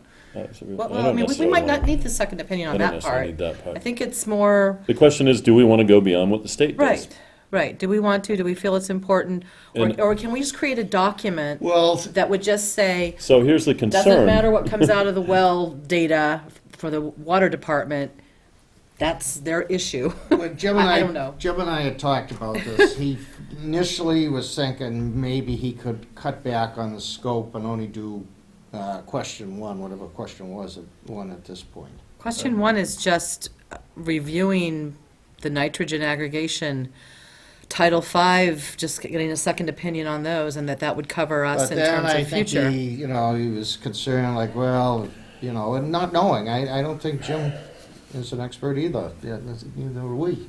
So So the one that bothers me on Not Jim sure is the what we're second doing. one here that says there is a mass balance analysis provided in the plan which meets the DEP requirements, right? That's my commentary. Do these calculations represent which is anticipated to happen in 32 separate smaller systems? It would appear, based on the results of provided calculations of the water department, that the applicant would meet the 10 milligrams per 1 nitrate level. So, I mean, it seems in general what Jim's questioning is whether the DEP requirements are stringent enough. Yeah, that's different than what this is, so what you're Well, I'm reading is- something different, but. Yeah, you are. That's okay. that's fine. It's, And if that's true, I'm not sure, I think we need to look broader than at one applicant. I mean, this should be a policy, not an approval thing, and I'm not sure we have the expertise to do it. I just wish we could just sort of do something that would just divorce us from the sequelae of these wells. I think we can do that, that's a separate matter. And they may have a very valid reason, we're not looking to put these wells to figure out who did it, we just want to know before it gets in there if we're going to hit a violative level. This is something the water department wants to do. Right. is the And since well. these guys are before us, we're going to get them to pay for But it. when That's we're Right, talking, that's what I think it is. talking They'll the be long gone and, wells, we're really talking about the town well. Right. But I think, no, this is the monitoring wells, but I think a simple note to the water department, say, look, if you guys want to put these wells in, we're fine with Yeah, that. but but we've dealt with that. We're not dealing with the wells. Okay. Those obstacles. Beyond that, I'm not sure where we're getting our authority to require more than E DEP. I think we're just getting Well, a second to be opinion. clear, the DEP policy does say Right. that you could require a hydrogeologic study. Right. So, I And do we really feel like we need that, I guess, is the question. I don't think so. And will it answer Jim's questions, which seem mainly to be, Well, if you look at the entire area, I know the entire area, you've got probably, just in Littleton alone, probably 60 or more houses that all drain down into the Beaver Brook. You've got farm activities there that all impacted, all goes down, and you could have your nitrogen blow out your well, and you'd never know where it's coming from. Because I don't think they got monitoring wells anywhere on the brook. They may have, but, well, they're going to monitor the wells themselves. yeah, they do themselves, but I don't think there's, like a line of defense, here's your Right, well. there's no we line of got- defense, agreed. We got stuff all around it to see where it's coming from. So I'll I go don't back to know. what I said before. If the monitoring wells, if the water is tested every 5, 10 years, 5 years, say, and any kind of a change is noted, I mean, I don't think that it's going to be catastrophic. We really should have had Jim come in tonight. Yes. Yes. That Yes. was a mistake. Yep. Not bad. But I don't know what to tell these folks. Well, do you need an I'd answer see- in the next 2 weeks? I'm sure they want to get I started. know you want to get started, but it's quite a Well, bit of there's snow 5 out feet there of last time I snow. checked. Well, there's a Get a whole snow on the process ground. involved, you know how that is. Understood, yeah. We gotta get, it's a whole, Well- we have to get planning board signing it, we have We to need get, Jim to If come you in. want Jim to come in, he can't come on a Tuesday night, so you would have to have a meeting on a Okay. night other than a Tuesday. Because he is. Who's available in the daytime? Depends on the day. But Brad was missing last time, and I think it'd be good to come in. We can work it out at a time when Brad can come. Because we could, probably Can be the only here one anytime. would be yourself that would be having a Well, hard time. Bill and I are the only ones who work, and he works here, so yeah. Well, he works here, I so, don't have a problem being here. because I think we really, Well, pick a date and I'll tell you where I am and if I can make it. I don't even know if Neshoba has somebody that's more, Neshoba Board of Health, has anybody that's more astute or more into this on their staff than Jim would be, someone that really gets more into, Right, not ideally. throwing them under the bus or anything. Ideally, it would be, if you can set it up for a day that's Jim's regular hours here, Tuesdays, Tuesday or 12 to 1, Thursday. or Thursday. Thursday, 1:30 I can do the to 12th or the 19th, I'm free. 10:30. The 12th I can't post for, so it would have to be the 19th. The 12th of April? No, March. No, March. March, that's this, That's this Thursday, but I don't. or a week from I can't. I Thursday. didn't think it was gonna come up that quick. The 19th would be next Thursday. Yeah, I could do the 19th, late morning. He finishes at 10:30, so it'd be 10:30. It would be during his regular hours, because he has other places he goes from here. Yeah, so. I wonder if we could get somebody from that firm to come in, you know, Or for whatever's- DEP. whatever it's gonna cost, to bring them in, tell them, you know, this is what we, sit in, listen to this, see what we're talking about.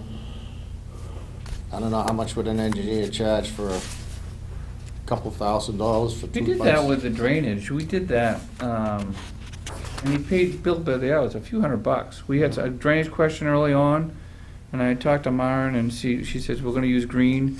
We had a meeting, we had a site walk, and it was a few hundred, it wasn't a lot of money. Brad, how about the 17th? Who would we get Would you be able to in? do the 17th, Green? midday? From Green or from that other firm? GEI? I don't know.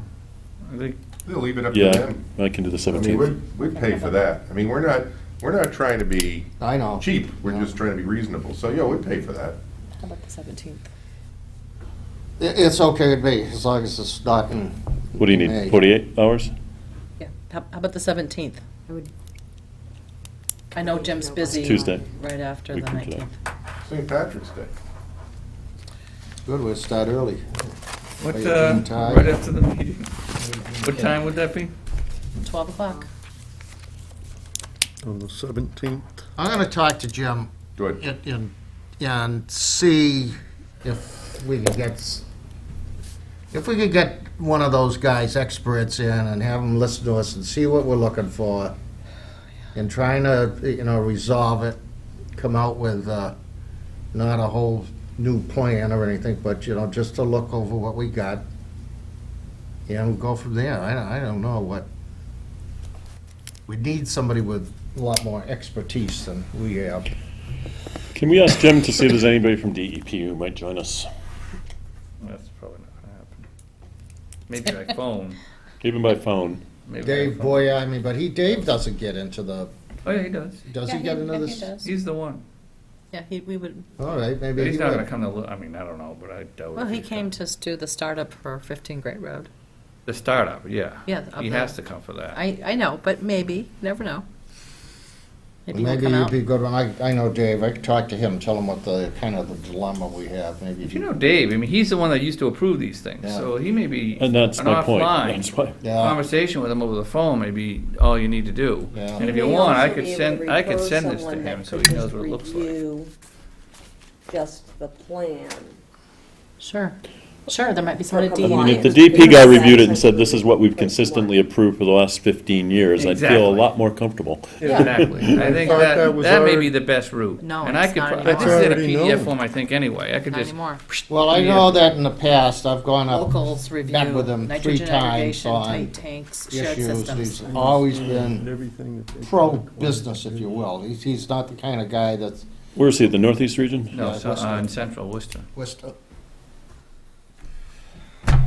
you must be dead. Okay, So that's what we'll do, we'll let you guys know. And Right. right now, it's the 17th. Should I send this to him anyway in case? He could always just not open it. I'll just say the Board Do of you Health. have an maybe extra call. one? I have, pretty sure I have it on a PDF. I'll just send him a PDF. Okay, yeah, and put a cover letter on, tell them that I'll be calling them, we have an issue with the proximity of a town well, municipal well, with a development, and we have some concerns, but we feel that there may be, some of the engineering firms are overreaching, maybe going beyond the scope. What would he suggest? Look it over. You may be able to look it over. They have a rider program. They look it over and say, this is what I we was know going to and say, they get. have circuit riders, right? Yeah, they have a rider program. Maybe the rider, he'll assign it to a rider program. So, I think that's the only way at this point. We're just gonna keep kicking the can around here if we don't. Well, we appreciate that you appreciate what our concerns are. You're welcome. Scope, and I need We the packet appreciate with you. the elastic. thank you. You're being patient with us. We will see you on St. Dan, can I have Patrick's Day. Jim's? Okay, so we need to close the hearing. Well, there's no hearing. No, no hearing. No, this continued hearing, so we have to just close it. We have to close it. All right. Okay, So I'll make a motion Don't to, close, we continue. don't wanna close it. I make a motion to continue the hearing Yeah. to the 17th. 12 noon. o'clock. Second. All right, come up. You gonna take a vote? I'll, we have a, All in favor? motion and a second to Aye. continue the hearing till, when is it, March 17? 12 o'clock. Yep, aye. All those in favor? Aye. Say aye. Billy, where you going? Oh, okay. I thought you were leaving me. All right, sorry, you were very patient. You were sitting here a long I time. was not on the agenda, so I just Okay. appreciate being able to speak to the board. And you're, My name is Nick Saltakis, okay, one of the candidates for the septic loan program. and you've been doing this for a long time. Yes, I would say a About few 10 years. years.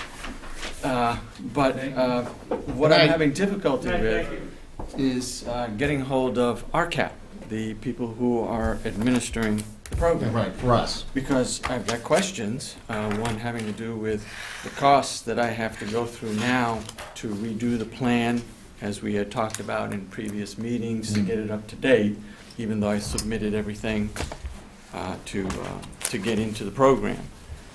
And RCAP has never returned any of my calls, and so I'm still not sure where exactly it would fall, because RCAP, yes, they want an application, but the application can't go in until I go forward to get the plan approved, which will also be the Okay, increased cost. let me summarize this also for the TV. Sure. Basically, we have a community, what do we call it? The Septic loan program. Septic loan program that we have instituted, and presently, I think we selected 10 people, 9 people. Are you one of the ones they selected?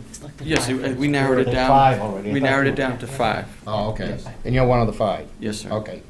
And part of the problem you have is that you had an old plan that was before the new version of Title V.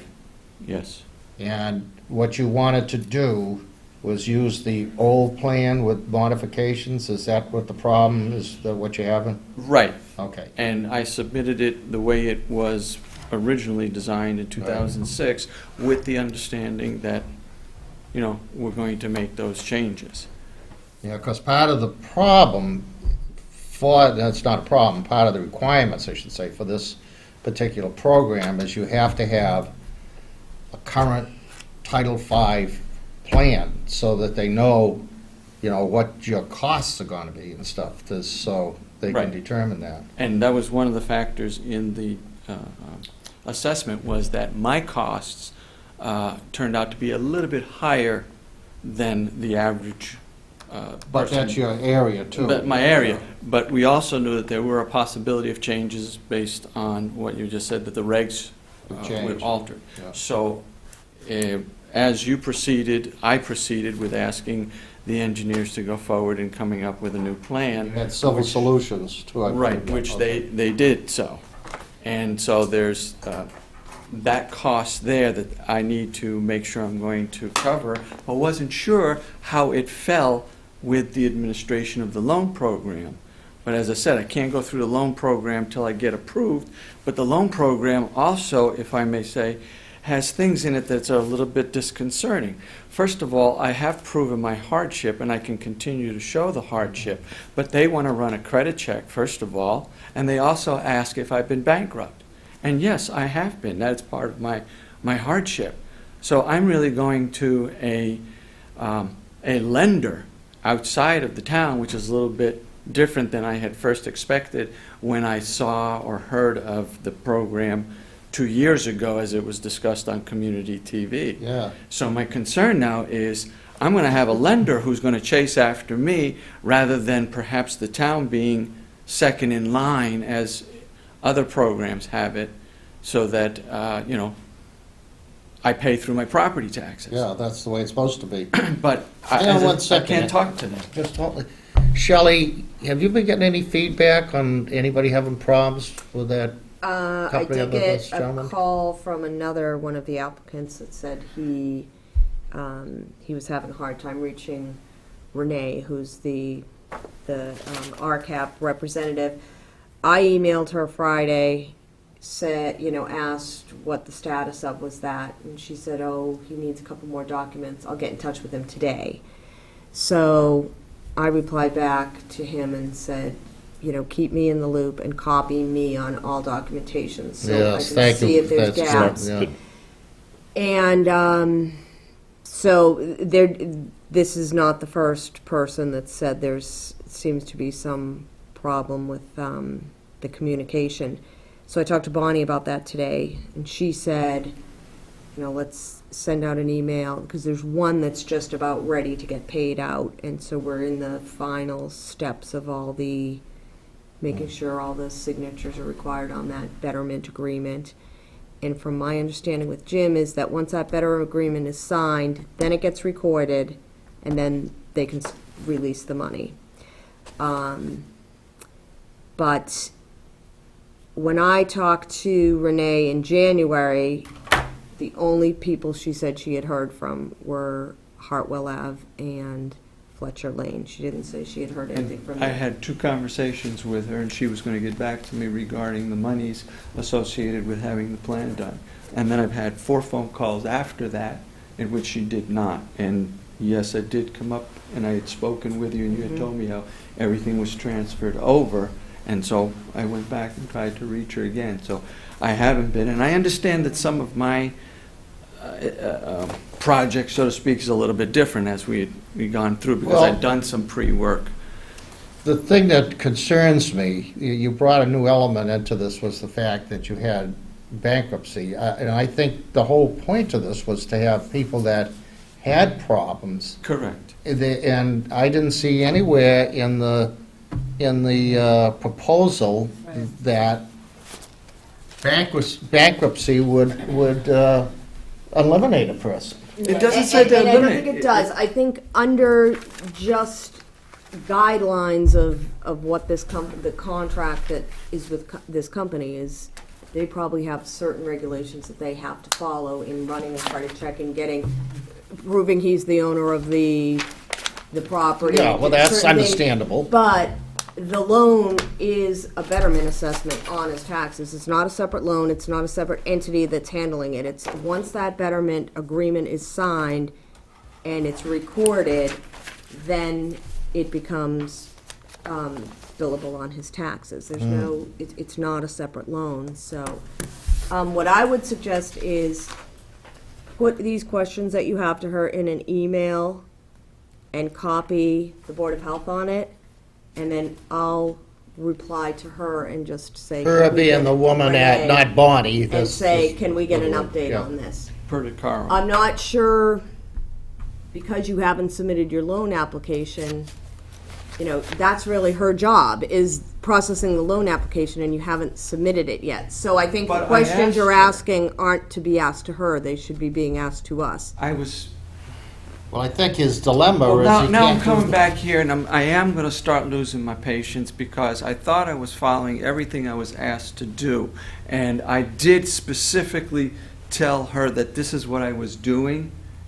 And I had asked the office here about being reimbursed for the money that went forward I for told the- you you had to file your loan application. And I can't file my loan application until I get my plan approved, and I had to redo the plan, and I just got the plan last week from Civil Solutions, and so now I want to go forward, but they also want to get paid. And I can't go from one and hit a stop sign and go to the Okay, other, so because it's gonna be a money. slippery slope like the gentleman before here. Based on They're gonna want assumptions. one additional information. And the frustration is high, yes, because as you point out, Peter, it's been a while. And this increased water concerns me even more so, because I'm seeing the evidence down by the lake of what's occurring. So I don't mean any Sounds like he's disrespect to caught the in board or bet- you, caught in but we between did it, say it yeah. was special, and I did want to do these things, and I did ask.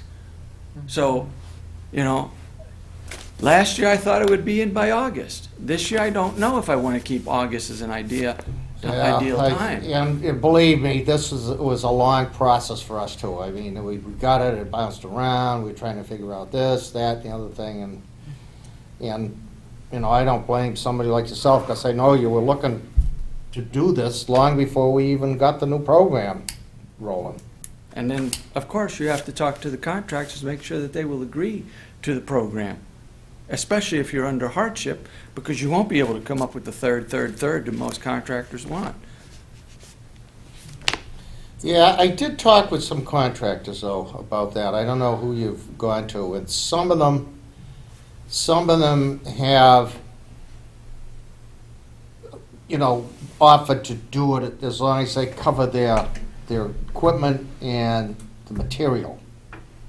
You're right about, normally they do third, and that's understandable, but if they can at least cover their parts, if you will, then, But that's the way the disbursements are, third. yeah. They are, that's in the contract. What is it again, A Sheldon? third. Third, yeah. Yep. A third up But front, upon recording of it, they can submit for the upfront costs, and then Jim was gonna kind of tidy up where that second third and where the third. And Jim even thought about talking about a little bit more than a third up front, because then it becomes part of that homeowner's tax right there, right on that disbursement. So he felt that makes them finish it, instead of if you get a third and then all of a sudden the homeowner says, oh, I don't want to finish it, then there's this mess out there. So that's one of the questions that we have for Bonnie and for town council is, can we change the third? But the third is what was set up. See, I think we have Okay. a perfect case here. You're in, well, on his side, doesn't go into the lake, it actually goes down the Shelby Brook, but, you know, he's obviously tried to get into the program and didn't get in the last one, right? Correct. You applied for it, so he's tried to get in, he was looking to apply, you know, really before we even got it going, and here we are, he's still, But he hasn't submitted a loan application. yeah, I know, he's caught like in between, that's, I mean, So I don't I'm gonna think- have to still spend the money to still come in front of the board to present the plan, and even before that, Jim has to approve this first, before it comes to you to get the plan approved, because then only with the plan being approved will it go through the loan. And the loan the thing is, you may spend all the money and not get approved by the outfit. But the thing is, the town was making that predetermination for qualification of the loan program. Can I just say something? No, that's not true. You already have an approved plan, and you already have 3 quotes, so you already have the criteria that was required to get approved. So, you can submit your loan application based on what you have. The recommendation was that you may want to look at redesigning it because the regulations had changed. And the cost might be lower, but you already have 3 quotes, and that's what the board reviewed on that old plan. So you can go ahead and file that loan application based on what you submitted with your first application. Then if your plan changes and it's lower, then it's just lower that the loan amount that gets paid out. But until you submit that loan application, nothing's being processed. Okay, but this plan never went before the board. There's a permit for that plan. Yeah, that's There's a okay. permit in the drawer for that plan. For the 2006 plan, Yes. but I never went before any board to get it approved. There's a The permit. engineers. Engineering probably did. The engineers do it. Yeah, the You engineers don't do really it. have to go, a lot of people don't go, and Shelley makes a good point. You know, a lot of these innovative systems now online that could be cheaper than the cost of doing that plan that you have there. Well, yeah, I mean, we went with the Presby system versus the JET system. So by definition, So they're this is the mechanical. latest one, yeah. The latest Okay, one. yeah. So that does make a change. But everything else is the same, basically.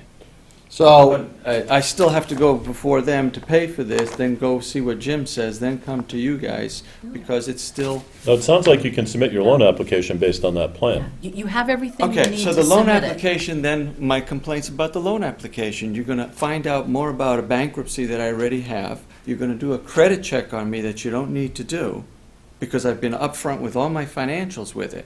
And they are serving, under their words here, that they're the loan person on it. You may say that it goes through the property taxes, but according to their general documents, and then they have their government questions that have to be asked, it ties them into it.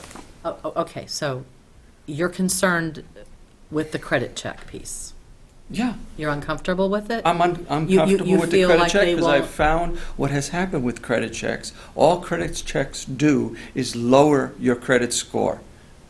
Because they start dinging you for every item they will Time you find get hit, on, yeah. not only just the time for How they do it, it. then what type of loan it was, was there an application? Just like when you submit a credit card now, you don't get approved for one credit card. You can get approved for 4 of them, so they can reject you for 3, and therefore you get dings on those 3, even though you got accepted for 1. And it's a court case in front of Best Buy No, that's I- doing that I now. understand Shelley, that. who is requiring the credit check? The Financial It's apparently institutions. part of the loan do application that that. RCAP runs in preparing the paperwork. So we have no But- control but- over We that. have but nothing to do with it. Nothing new is going to come up if it's a credit check. Nothing new is going to come up. So I would encourage you to apply with the plan that you have. I just hope you never went through bankruptcy as I have to find the evils that come out. Oh, I know. Especially when people turn around and tell you, I don't think there's going to be a problem. It's kind of like what you're saying with the nitrates. I don't think it's going to be a problem. But then you are concerned when it bites you in the ass. Well, I've been bitten in the ass too many times on a number of things. And it does come down to, I have a different understanding that you have right now.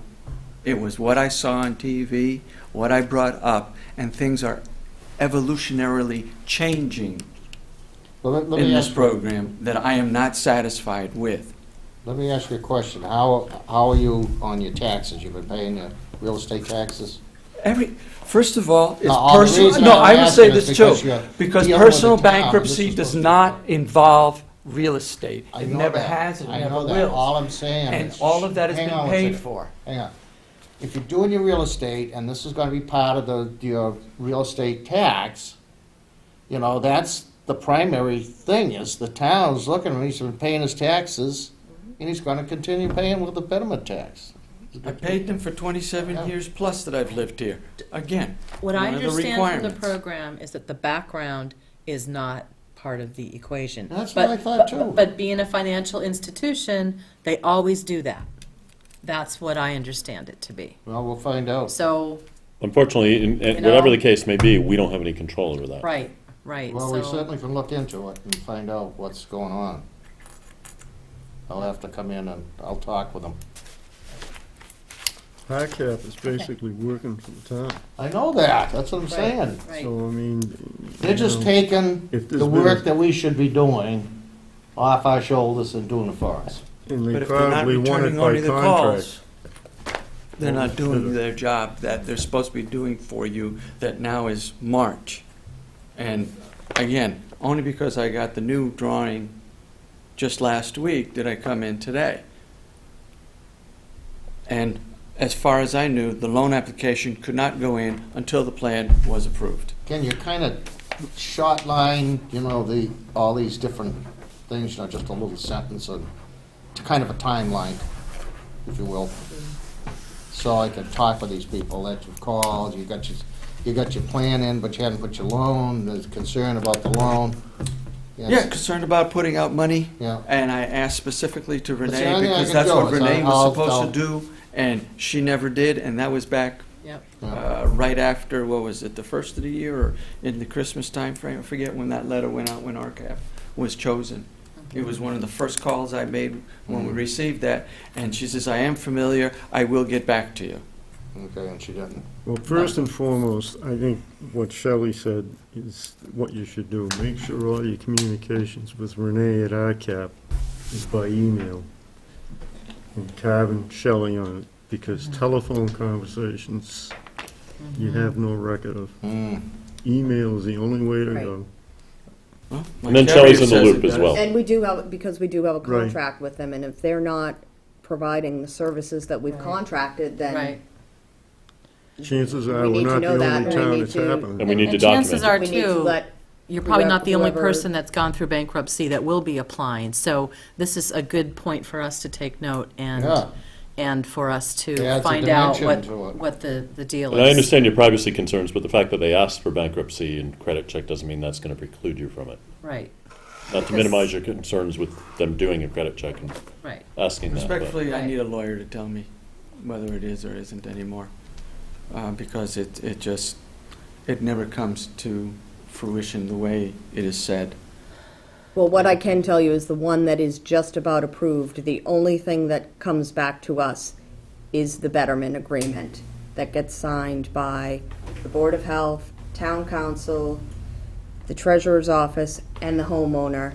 And then there's a deed that gets, a deed, it's not a restriction, but that gets recorded, and that's it. There's no information as far as the person's financials or credit rating or anything comes back. Doesn't come To back, us. but it's out there. They're using it. Well, I'd like to look into it and find out, but Yep. that's all I can do. But if you can give me something under, that would be, because my memory is terrible. I will remember about a tenth of what you've told us tomorrow, so whatever you can write down and, I will do my best to okay, sounds good. provide the board with what they were requesting. I thank you for your time. And we can Thank pass you. it on also to Bonnie to let, the same thing, let her know what's going on. Bonnie, as you know, handles that type of stuff for us. It is what it is. I know it, so you get caught up in it. I agree with you. Sorry you're going through it. Yep. Shouldn't have to be that way. No, it's not working the way that I was led to believe that it was gonna work, so. Well, and regardless of what the requirements are, people should be returning your calls. Yeah, Yes. no matter Yes. what. So thank you for bringing this to our attention. It's, there's only 5 of us there, and anyone has made it through at this point, to your knowledge? Or to Renee's knowledge to you, that only one has been put through? Right, but 3 haven't put in applications, so. Oh, I know I'm one of them. She I can't specific- process it if there's no application. Well, she so- can't do anything if she doesn't respond either, but. Well, even if she we just can get back responded, to I her. can't do anything until you send in your application, that would have been If she helpful. would say something Yeah. like that, I would be accepting of it. Right. I was not told that. I was told I would get back to you regarding the extra money that you're gonna take out of pocket to redo your plan. And Some of that's it, what too, I seems asked. like there's been a bit of a miscommunication between you and your engineer, where you didn't realize you had an approved plan either, so. Well, 9 years ago, yeah, I would have a tough time remembering that. He has a, That's how long you know, ago plan that first will plan probably went not through. be Title V So, now. I'm sorry, But it's Brad, you don't approved. know that. That was my history there. Yeah. And having gone through what I went through, that's the last thing I'm gonna remember. So, All right, we'll thanks for see what coming we in. do. Have a good evening. Sorry for taking up too much time. I'm sorry you had to wait so long. Do we have anything else that we need to do, or are we all set? All set. I will entertain a motion. Motion to adjourn made. Seconded. We have a motion and a second to adjourn. All those in favor, say aye. Aye.